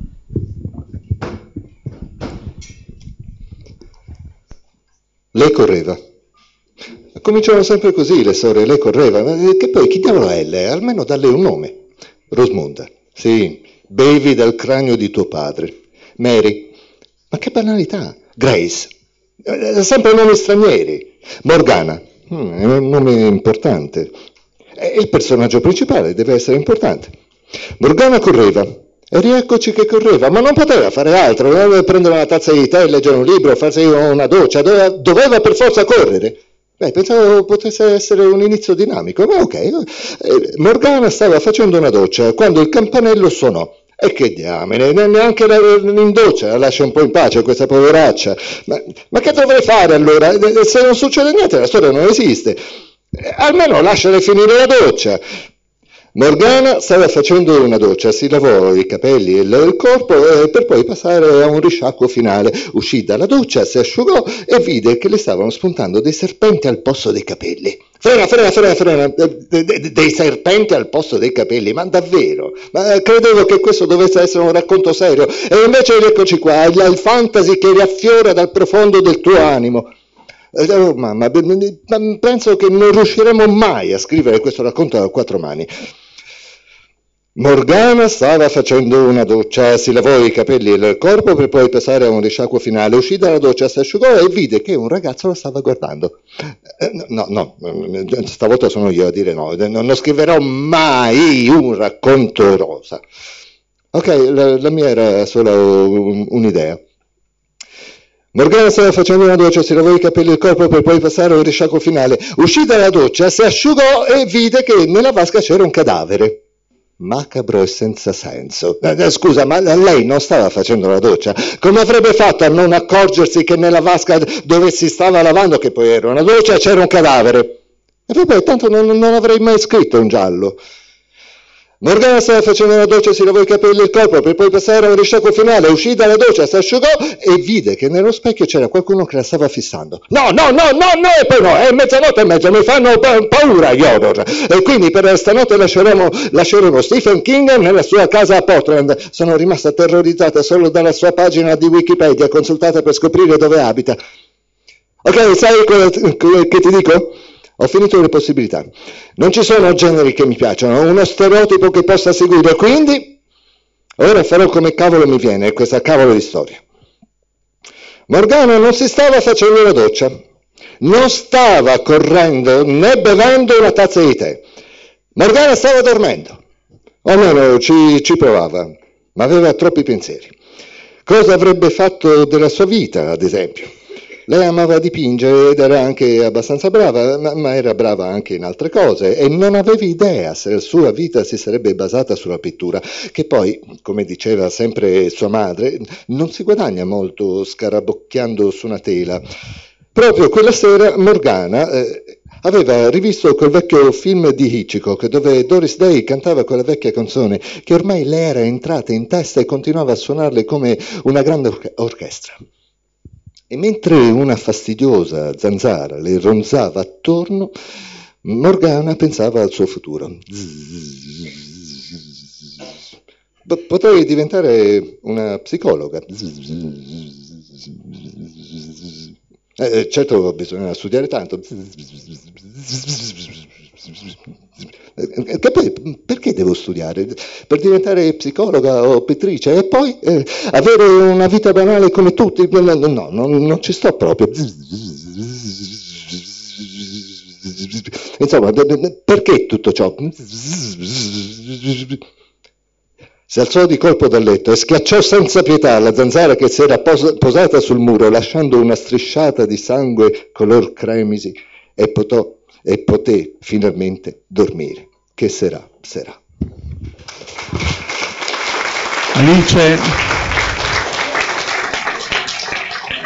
che arrivi dalla Toscana, da Lucca. Adesso chiamiamo l'assessore Sabrina Serra, sarà lei attraverso questo premio a consegnarti una gratificazione per quello che è il tuo percorso. Abbiamo ascoltato nelle motivazioni delle parole molto belle che dicevano una scrittrice coerente compiuta, nel senso già pronta, preparata. Quanti anni hai tu? 15. 15 anni. È la prima volta che vieni in Sardegna? Sì. Quindi per una bella cosa intanto ti regaliamo il primo bel ricordo e ti invitiamo a tornare. Vuoi dire qualcosa anche a chi ha scelto il tuo racconto? Innanzitutto grazie a tutti, è davvero un onore essere qua e poi grazie anche a lei che l'ha detto molto bene. Poi vorrei ringraziare la mia famiglia che mi sostiene sempre, anche quando prendo 3 a fisica, e anche i miei nonni. Grazie a tutti. Grazie a te, davvero. Allora, siamo già oltre la metà del percorso, perché i racconti erano quelli che ci consumavano un po' più di minuti, poi andremo più spediti da questo momento in poi. Vi voglio ricordare che al termine ci sarà un buffet per tutti i presenti, quindi sarà un momento per stare insieme, insomma anche per scambiarsi delle opinioni su quanto è accaduto, e quindi ci fa molto piacere ricevere questo invito. Come abbiamo fatto finora, tra una sezione e l'altra c'è un respiro musicale. Abbiamo apprezzato moltissimo Roberto Tangiano e le Launeddas e moltissimo Peppino Bande e l'organetto insieme. Non si tratta di una somma, ma semmai di una fusione, di un incontro che mette davvero la musica al centro, con la possibilità di un dialogo. Guardate quante cose hanno da dirsi le note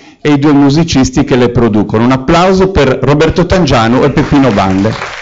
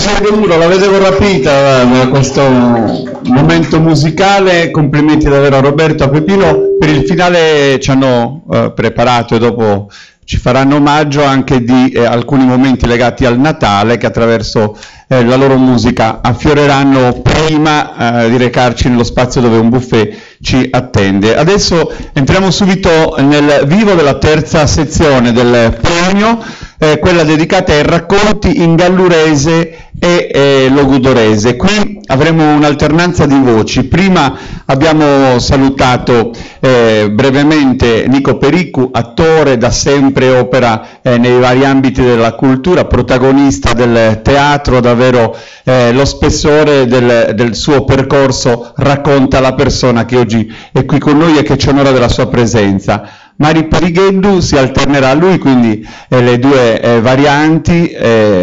logudorese e gallurese, anche per lei tanta storia scritta dal suo vivere in qualità di attrice di teatro, narratrice, scrittrice, una bellissima sensibilità, tanti riconoscimenti. Tra l'altro questo premio ti appartiene anche un po' da vicino perché l'hai vissuto anche dall'altra parte della barricata, quindi venendo a ricevere un premio meritatissimo. Ma adesso entriamo subito nel dire e dichiarare quindi i vincitori nell'ordine di classifica, a partire da Rachelle Falchi che arriva da Sassari.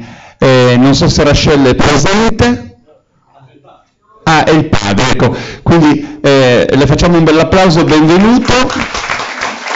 Le chiediamo di venire qua al centro, così ascoltiamo da Nico quello che ha da dirci riguardo a sua figlia. Una curiosità, Rachel, non Rachel. E qual è il nome corretto? Rachel, in inglese, siccome viene dall'India, il nome è una primata. Sì. Quindi Rachel è il nome, Rachel. Perfetto. Rachel in italiano. Ce l'abbiamo?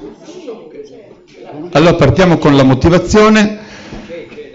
Chiedo scusa, allora, Maria Teresa, ecco, pensavo dovessimo entrare subito nell'ambito del racconto.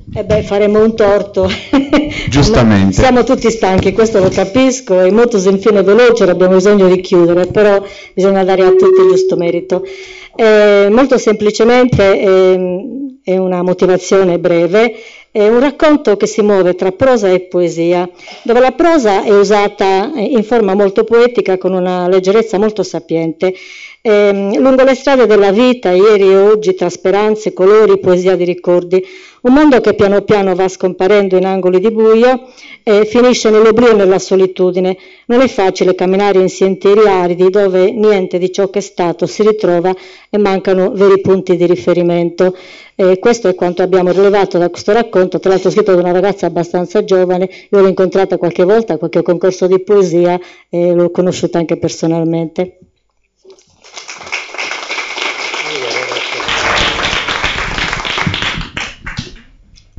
Progrorra Sarosa de Maggio, c'è il titolo dell'opera. Quando voi ditta se canta sadie, con un goritto de pregatoria e lacrime al dulces, sola magato imbrossinata in una giunta de pensos, pistende meledos, isperas e rugues. In sa mintura de sa vida, mito rugente campuras, di dies con el vasica e fiores coloridos. In sospiro il milzù fansa era fumata, che buttia una muddina de orulos, de bisos e de ojadas, de vizzinno bocchitos. Tanto s'anima si elierada, so sentitos. A volta il guerrieres, a volta il diligos e prenol de dimorias. Isso simbolicana con suo raggio di su sole quando si schida su manzano e moridi in sul braccio di un riso di luna quando si scuro cascada con sadie.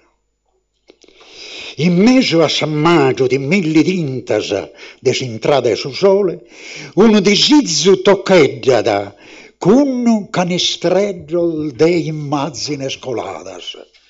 disrizzolderano recamados con costumancias, uesas costumancias al fini pedrighinas di guia, in sandera desolverano de sa vida.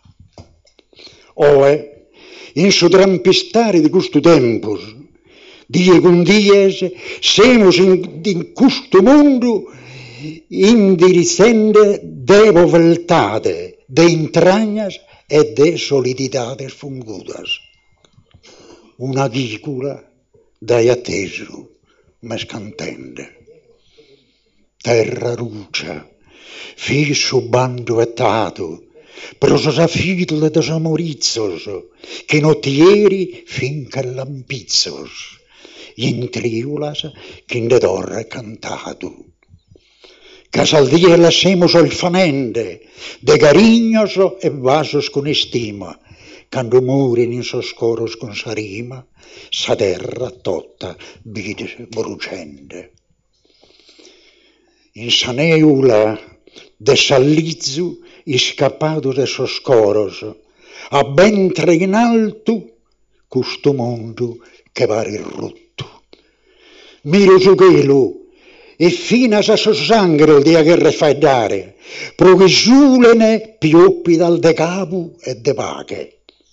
Faedden sallara miasa, che na piulare e mossicana rio di mudine, quando isterro sa mano e stringo una vrina de astraore. E zoccana e rimbumbas alenus de violenza, quada intro de domos, feminas, muzzeres e mamas un serradas in uno spile de malu vagare e desalmudas sfidiadas, che ne seru e che na piedade viruna.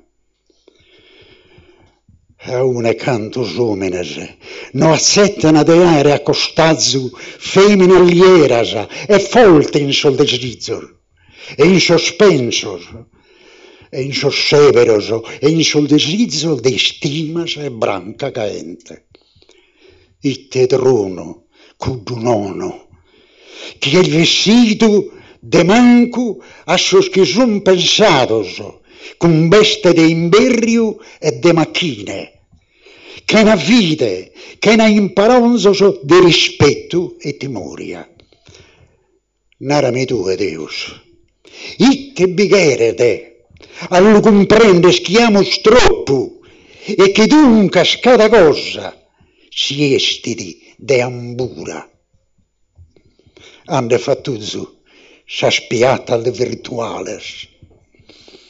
Piattas che son fatende de mamas e de babbos a fizzos che andan passo ledres, però a todare a tirighinzo de sa vida, e mamas e babbos ampeldi de su camino de sa beltula, con sos crucizzos de giagios e de giagias. E pone su tutto questa solididade, che a cara del pes de sas peleas, che imbolan somine in su desispero, che un relozzo che zocchedda a mesodie di a dever buchinare, s'ammentu che niuno in questo mondo esse stato pro stare solo. In sa entre de dies peleadas, miro su quello, che so i settende di idere e speras freschende, con bonesa e paghe scudadas. Semos in mezzo a questa terra rugiada, da estradones e stulas, ma semos in pagos, a nos stringas a mano sinceras e verdaderas. Pagos, orfanato da su mundo attaccado de luas e macchinas, attaccado de guerras e soberania al maladias, che vistan sospese truncan sas alas, di dultures, scappas e innocentes. E sobruite di gusti scotto, lo vedo vinsas a una volsa di magiada, che trascinada salutende sul bansico di stagione solianas. In suo inidore, un uaso so scavano non sa da carignare, ma da essere uno zasso tempus, pro che steggiare da gustulurum, sa straschias, semenata da chi crede, su mere de sa natura. E diritto, magio, sa da carrere intraverso da torrare, perché un zuno si serede de sa sprentas istegiadas. De che pizzinnoso, poten toccagliare con su lentolo unito cada gianna, pro mala o pro buona solte manna, a sa gente in coro all'iscantare. Come in sospessos su sereno e falende, e sa scampuras si sono appasigadas, drummini sa moida e accudine su bisos. Un sciallo con frunza banzighende in palas mi gugudan si spera. Perché l'umeras de stimas in soscoros vidana accettadas. E fino a scudi spanto antico non spotta da ingheriare. Pro una pittigata de toccaro in suane. Chiamiamo Simonetta Padre, di nuovo vicino a noi, perché sarà lei a consegnare il premio per la terza classificata. Quindi davvero grazie. Guardi da questa parte, così c'è una foto in ricordo di questa manifestazione, e tanti auguri per sua figlia, davvero di cuore, tante cose. Allora, noi proseguiamo. Vi chiedo se potete leggere una parte dei racconti per evitare che magari l'orario non ci aiuti in questa cosa, quindi selezionate delle parti, perché poi ovviamente i racconti nella loro interezza sono già contenuti nei volumi antologici e quindi abbiamo la possibilità di completare il discorso. Secondo classificato, Mario Pirrigheddu da Tempio Pausania. Un applauso per il signor Pirrigheddu e ovviamente l'introduzione anche al suo racconto. Ben trovato e grazie di essere qua. Sarò breve, tra l'altro nella motivazione c'è già il racconto tranne il finale che naturalmente tutti sono invitati a leggere. Il racconto è Dici che erano due fratelli e due sorelle. Questo dice è un modo di introdurre un racconto, no, si dice, si racconta, c'era una volta. Allora, si parla dell'infanzia e dell'adolescenza di due fratelli e di due sorelle. Infanzia e adolescenza difficili per la povertà e per l'assenza dei genitori. Spesso normale condizione di vita negli stazi e nei piccoli paesi pastorali di qualche decennio fa. Diventata giovane, una delle sorelle riceve le attenzioni poco prudenti di un giovane sfaccendato, fratello del parroco presso il quale la stessa si trova a servizio. Il matrimonio riparatore si impone, con le maniere brusche di allora, a salvare l'onore della famiglia. Nascono impedimenti alla giusta conclusione della vicenda e il motivo è inconfessabile. Lo leggerete nel racconto. Non svelo il finale. Mario Pirrigheddu ci dà lettura di un passaggio del racconto.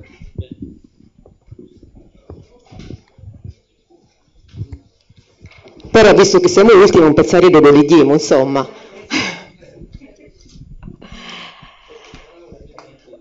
Bastianina, la più manna di tutti, l'aiani presa a Silvi in la casa dello parraco, Don Austino. Ha dato conto pure la sorella dello fratello minori, uno più prezioso di l'altro. Dopo di un annetto, Bastianina non apparia più ida, la giovanona altiola, accanto vai da. La cosa era andando e peggiorando, tanto che i fratelli stracchi e smerati si la punisino ad ananzi. da chinci tu notti moi sino ci di lucai. La ciona cominciò a pignì, stringendosi la cara col panneddo. Peppino, lo fratello di Luparraco, è un anno che mi ha fatto dicendomi che mi si occupa.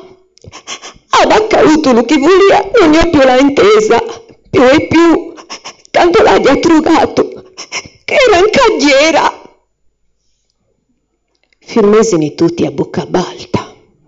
Buredo che era il tranghe culto, lo fratello, se non l'ariani parato, ci sarei andato e con la rasoia punziuta arrivato danno manno. Stiamo calmi, disse Silverio, l'altro fratello. La prima cosa di va è sapere che conto ha. La sera mattessi, ciuchesini in la casa dello parraco. La sorella, che era soccognata appena da Ianna, mozzendo di capo, disse che Pippino non vera. E Buredo, allungando le braccia da brava Ianna, ci impresi, spignendoci a un lato la femmina.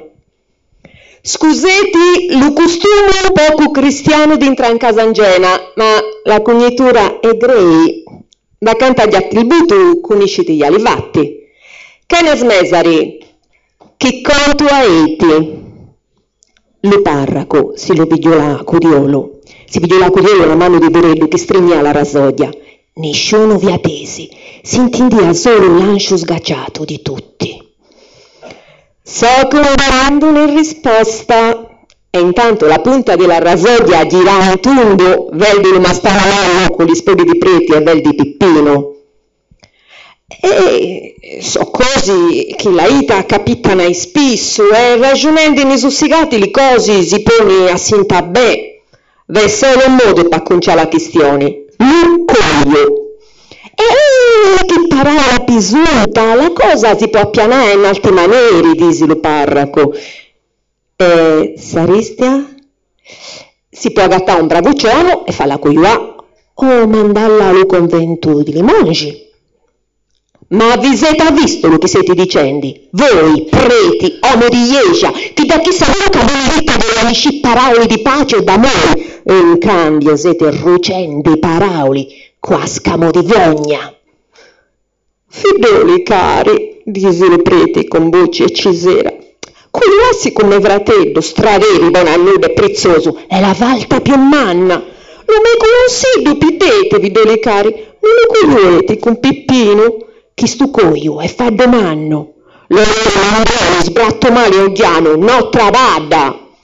Talo travado gli pensiamo noi, disse Buredo. No, puniti mente a me. Bastianino va a Pippino.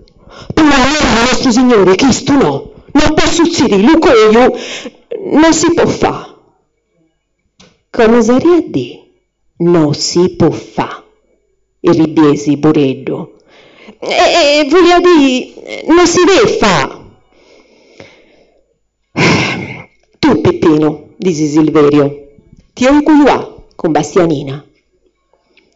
L'uomo, preso alla scontiviciata, taltadesi qualche cosa, gli dovrete di la tipigliese in Olandia e soltesino al parraco, deciditi tando e fetici la sapè. Dopo di tanti bancicamenti, la re accuiuatisi la prima domenica di Natale. Ma a cotti che dopo di tant'anni tu resi lo babbo. Non vi potete immaginare la gioia manna quando le disini di Bastianina che si sarebbe accuiata con Peppino, fratello di Don Austino. All'uomo ne li valesi nelle braccia. No, con chi saienti no, Paldeo. Ma va, per noi va. Come Don Austino, si può sapere, una buona volta lo palchi.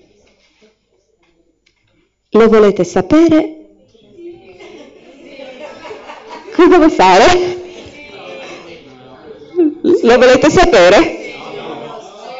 No? La giuria dice di no? Non lo getterete voi. Ma? Bravissima. Mario venga. Devo dire che Mario ha dato una grande forza. Scusa, siccome sono giovane anche io, mi puoi dare tranquillamente del tu. Va bene, allora ti do del tu. Devo dire che Mari ha messo una forza incredibile nella lettura, ci ha fatto vivere il racconto. Tu scrivi da tanto, scrivi da sempre? No, io sono, diciamo, un neo scrittore, appena neanche 10 anni.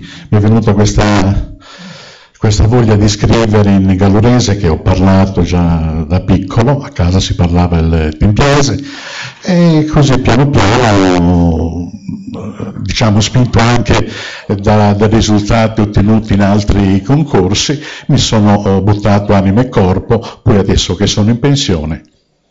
C'è tutto il tempo per dedicarsi. Complimenti anche per l'ironia. Noi chiamiamo Tiziana Biscu vicino a noi, sarà lei a consegnarti questo premio, secondo classificato appunto della sezione Racconti brevi in gallurese e gallurese. In questo caso il gallurese ha avuto la forza di qualificarsi tra i primi tre, tra le prime 3 opere premiate. E arriviamo al vincitore di categoria, di sezione, con il primo classificato, Sebastiano Mario Fiori di Tortolì. Eccolo qua, ben trovato. Un saluto, se si pone qua al centro, abbiamo modo di leggere la motivazione. La prima motivazione è che è breve, quindi rasserenatevi.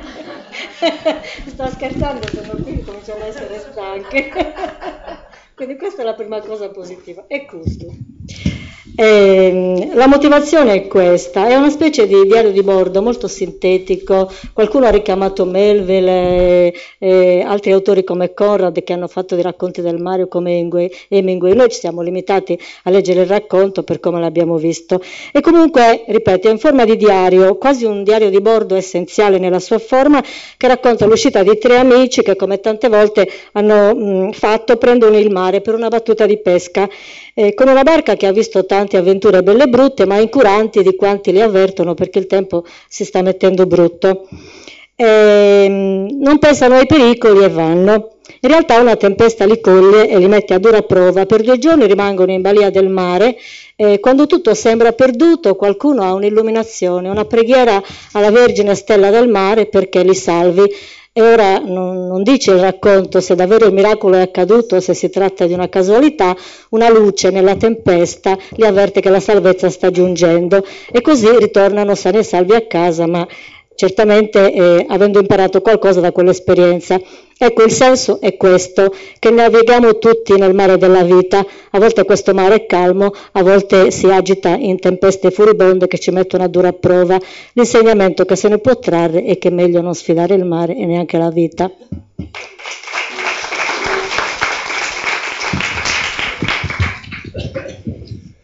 Qualcuno ha scritto che il tempo non è solo ciclico lineare, ma è anche tiranno, per cui mi limiterò al minimo. Come su un tesoro che siamo ballando in sabba, atteso dai tutto, su tempo non mezz'ora, in conca mi gola un pensamento al maloso, e ti mi risolto tutto sacarena in pena, so di mente che piccino minore, e stanotte non vi facciamo storare. Maria da miseria mia, so sicuro, este in pensamento bianchente, non si aspetta in suo volto, vito sabbalca pellita, tutta una banda, sabba intra dei due.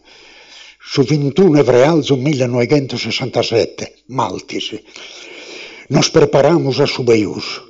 Sigue di apiore, una tempesta, s'abbalca ingullidamba dai donzi di guerro, pare di un chilirio il fondato, siamo stra col meda, non manca suffiato, Peppino getta d'un un razzo, convinto che qualcuno con salute rugia la potaidete, un'onda da reitora volto la s'abbalca, tutta a morte.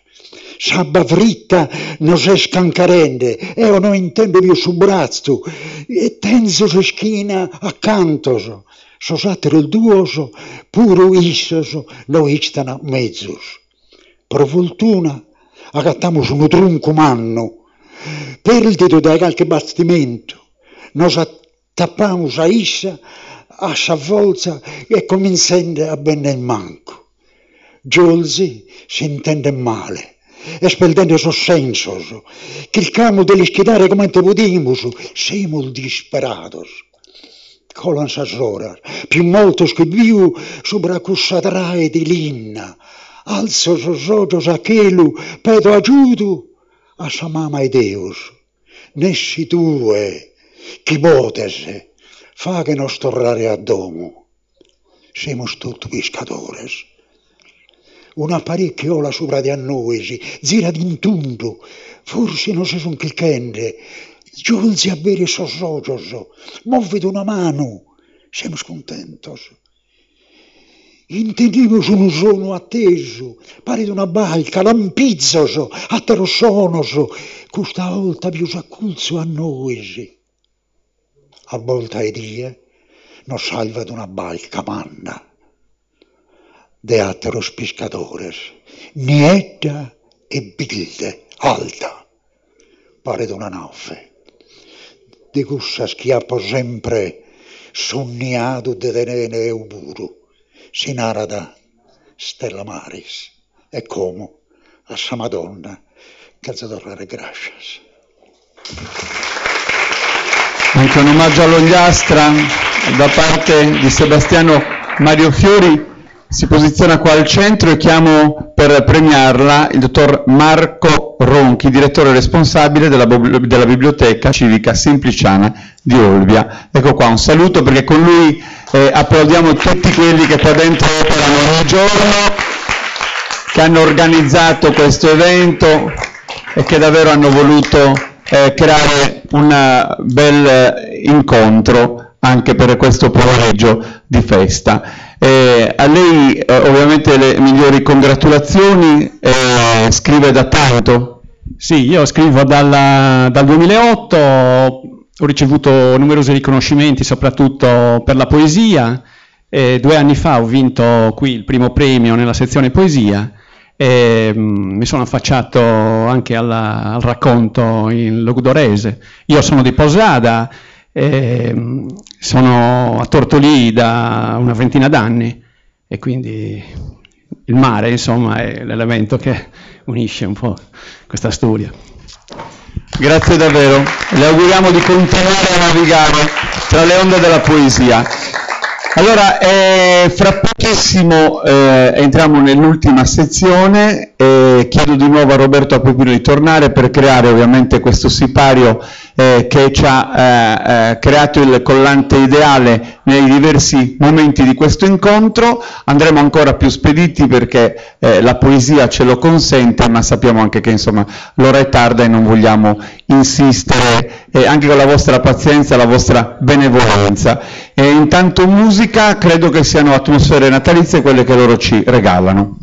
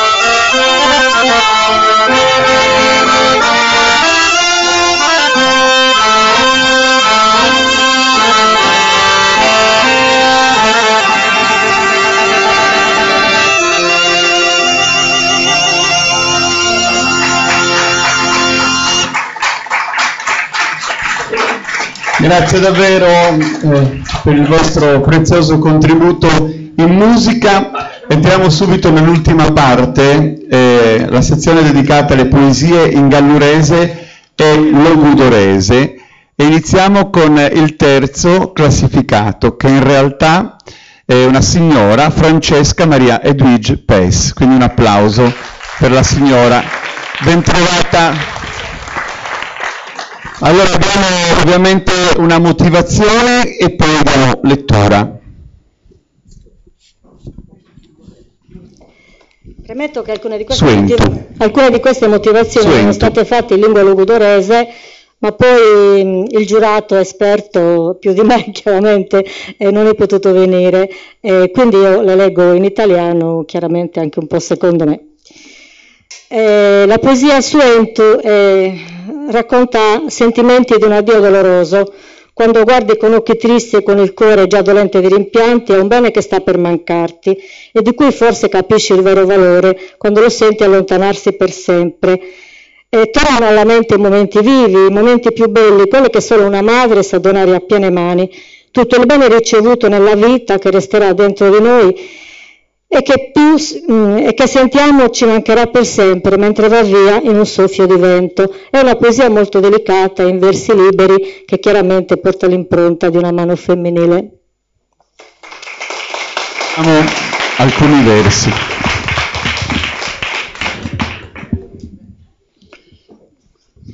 Suento,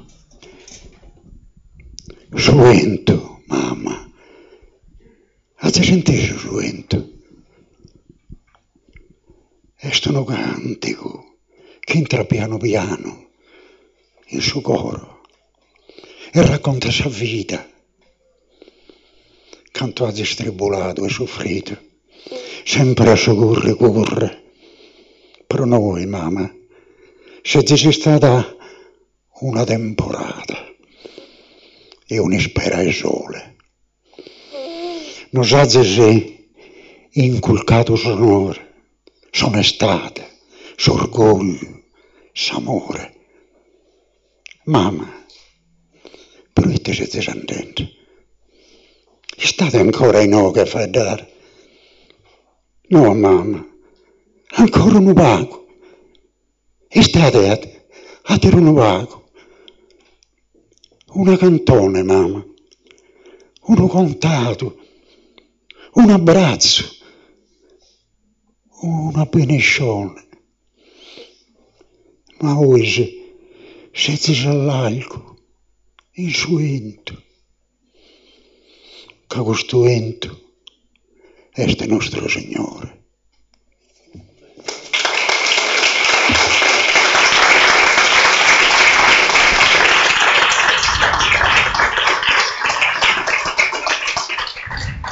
Posso chiederle che cosa ha mosso la sua emozione? Io in questi versi rivedo mia madre com'era, mia madre che correva, mia madre che tribolava e ci dava tutto il suo amore. Ci ha fatto crescere proprio con i valori dell'onestà, dell'orgoglio, di essere delle persone come si deve, dell'amore. Ci ha insegnato l'amore mia madre. Ci ha insegnato a credere in noi stessi. E adesso che non c'è più, è quasi come se fosse ancora più presente. Grazie mamma per esserci stata e per esserci ancora.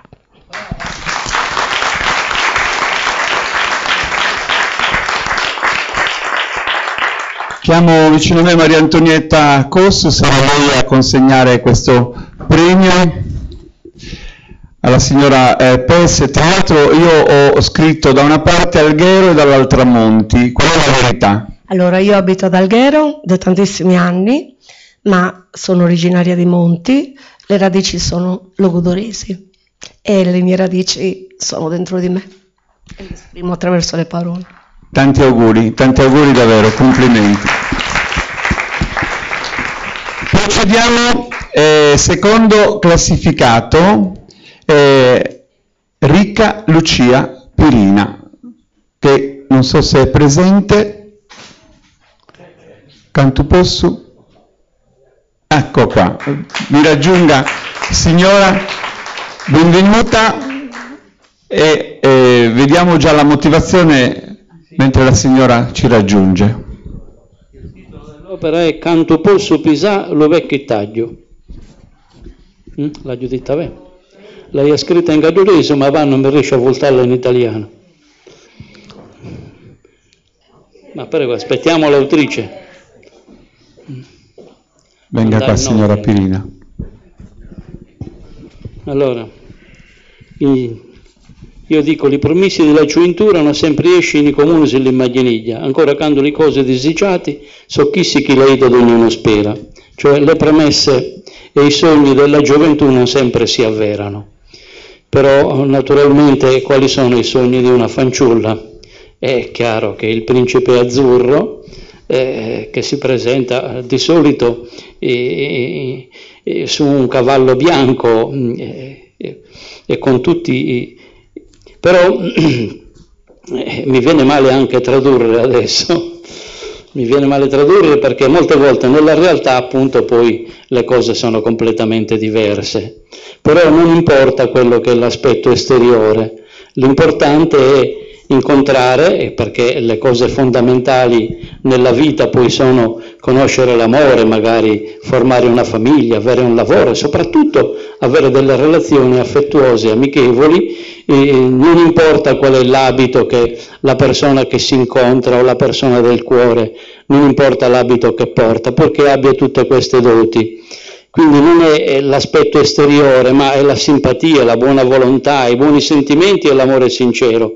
Quello che in una vita lunga passata insieme, con queste qualità, non è mai mancato nelle esposizioni che si fanno nella poesia. Un mondo di rispetto, d'onore, di buona volontà, di sentimenti amorosi sono l'eredità più grande che si lascia poi ai figli. Chiudo. Complimenti per la...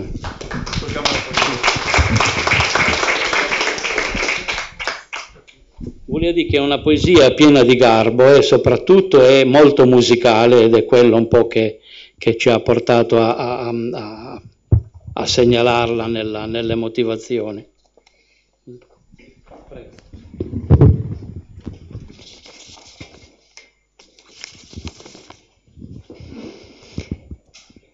Canto posso pisà lo vecchio taglio.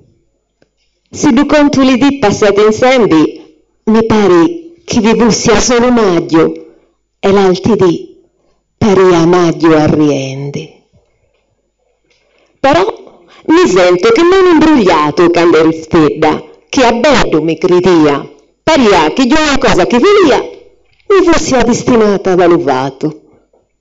Chi dia crescì in sulco vultunato e conosci d'amore la dolciura e una dalla buona natura di cui ammi quell'uomo desiciato. Un cavalieri bello che lo soli, bianchi le mani e colpo ben fulmato, d'oro i pili e azzurro l'ho chiamato. Solo a pensavi mi si sciudia lo cuore.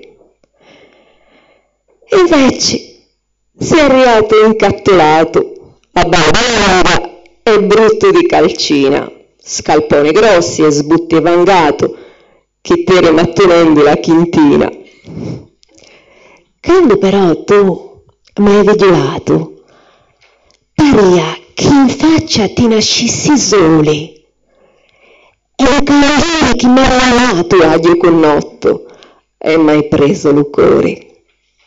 Solito occhi che m'hanno incantato, bevuto scuro di notte serena, promessi d'un amore desiciato, e d'oro m'hai velato una catena.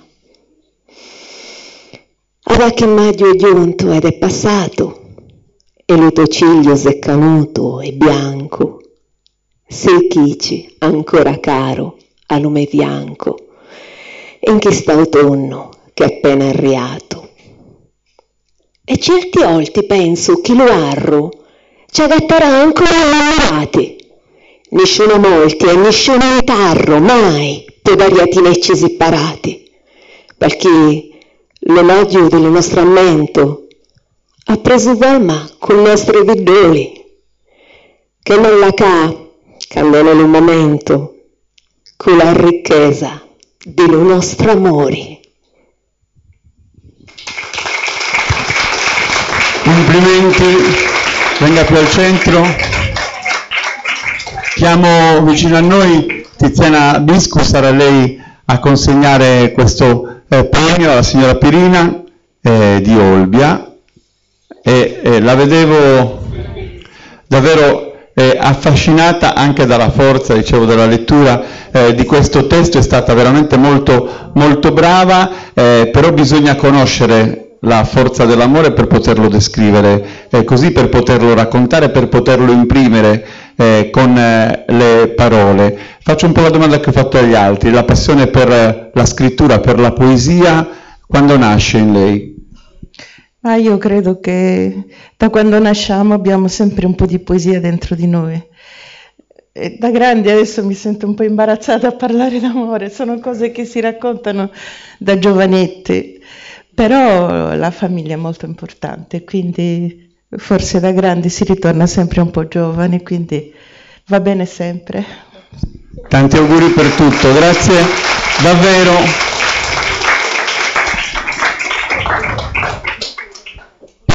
Classificato della sezione Poesie in gallurese e logudorese, è un amico di Bortigali, Se si stada, è il titolo della poesia, Antonio Sannia. Un applauso per lui.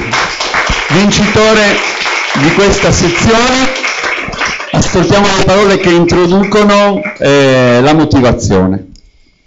Una premessa, credo che l'abbiamo premiato anche l'anno scorso, vero? Questa è riprova del fatto che noi riceviamo tutto sotto forma di numero e non sappiamo a chi appartengono. Una volta aperte le buste, le scelte sono state fatte e a chi tocca tocca e a chi non tocca non si ingrugna, come dice il Proveni.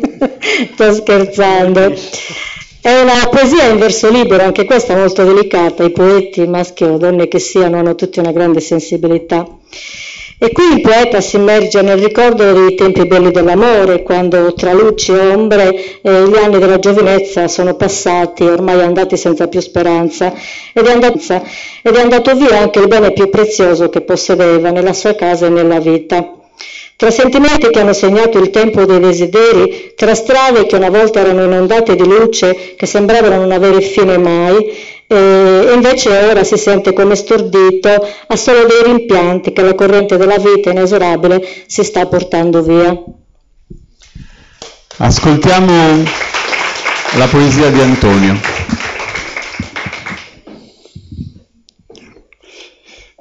Se sei stata prima di essere il motore, se sei stata te piore, alitu de disizzu, aleno chiola da insuentu, fino a fozza alle alvore in su litto, asata dai salughe su manzano.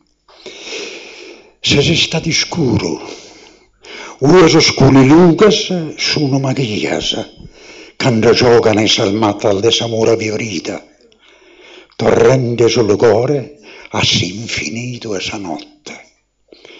In sa sera si spozzatas del suo coro. Se sei stata mare, onda che infonde serena, sa si stigas de pesi sculsos, che carignana, con sorranos, zonzi drettu de sa carre, bruciata de su sole, de s'amore tu. Commente luna piena, se si stata brazzolo, prodare consolo a sas intragnas annuadas, uesighine a volare, ma risposas, c'han lasciato s'amparo in soro e seta, promutare su coro di chi è, commente a mia, foliato che s'affetto e su sentito. Come conosco il mutos, de te fissos all'aras, e miro sas paraulas de s'ultima lettera de s'addio. Grazie.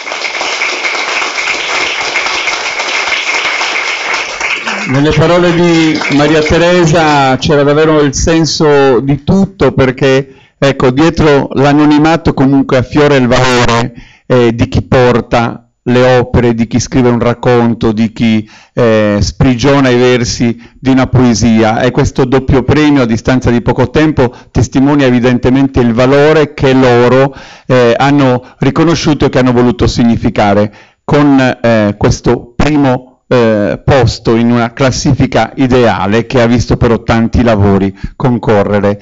Io chiamo Marco Ronchi vicino a me perché sarà lui a premiarti. Antonio, mi permetto di darti del tu perché ti conosco davvero da tanti anni, conosco l'amore che hai sempre messo per le tradizioni, per la cultura popolare, per la nostra lingua e per tutto ciò che riguarda davvero questa Sardegna che nelle sue diverse declinazioni tu hai sempre saputo trattare con delicatezza. Credo che tu voglia dire un grazie.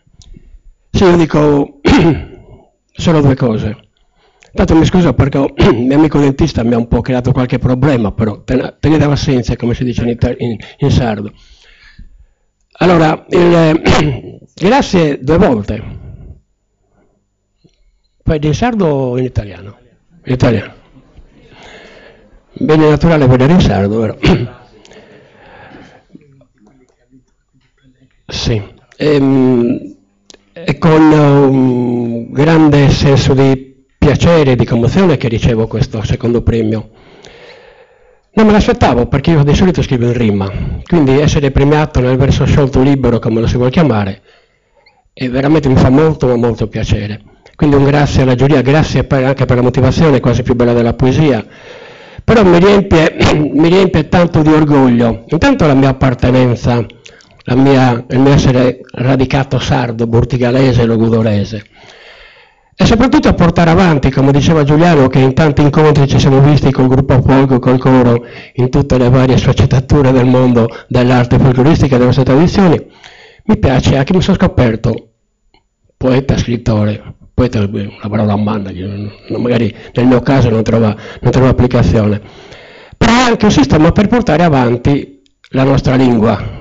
È stato detto più volte anche da Giuliano, chi non ha lingua, chi non ha tradizione non ha futuro.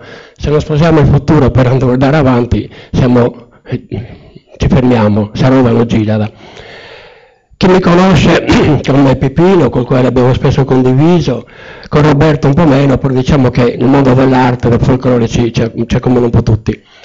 E io questo discorso lo porto avanti con i bambini, faccio lezioni di ballo sardo e di sardo nel mio paese, e quindi avere un riconoscimento come questo chiaramente onora me, onora secondo me la mia città di provenienza, onora il Logudoro, e non vogliatene, ma secondo me dà anche un certo valore alla poesia stessa, e agli autori che sono qua, Andrea, a tutti gli amici che sono venuti, e per la vostra presenza e per questo premio dico ancora per la seconda volta grazie.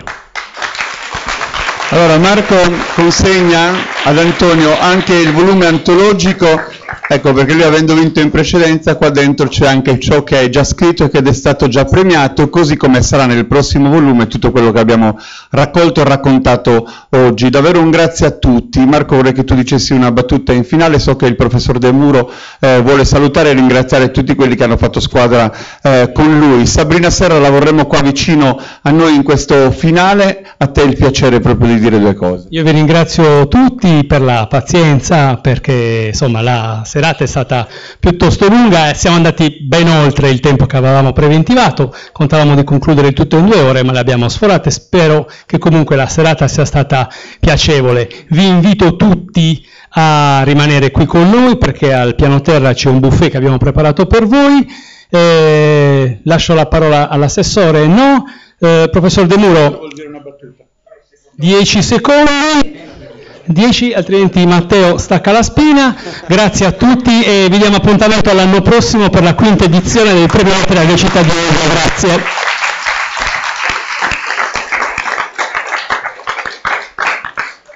Mi è giunta voce dall'Olimpo, mi ha detto Pegaso sarò il messaggero celeste della quinta edizione del premio di Olbia. Buon Natale a tutti e ci vediamo giù.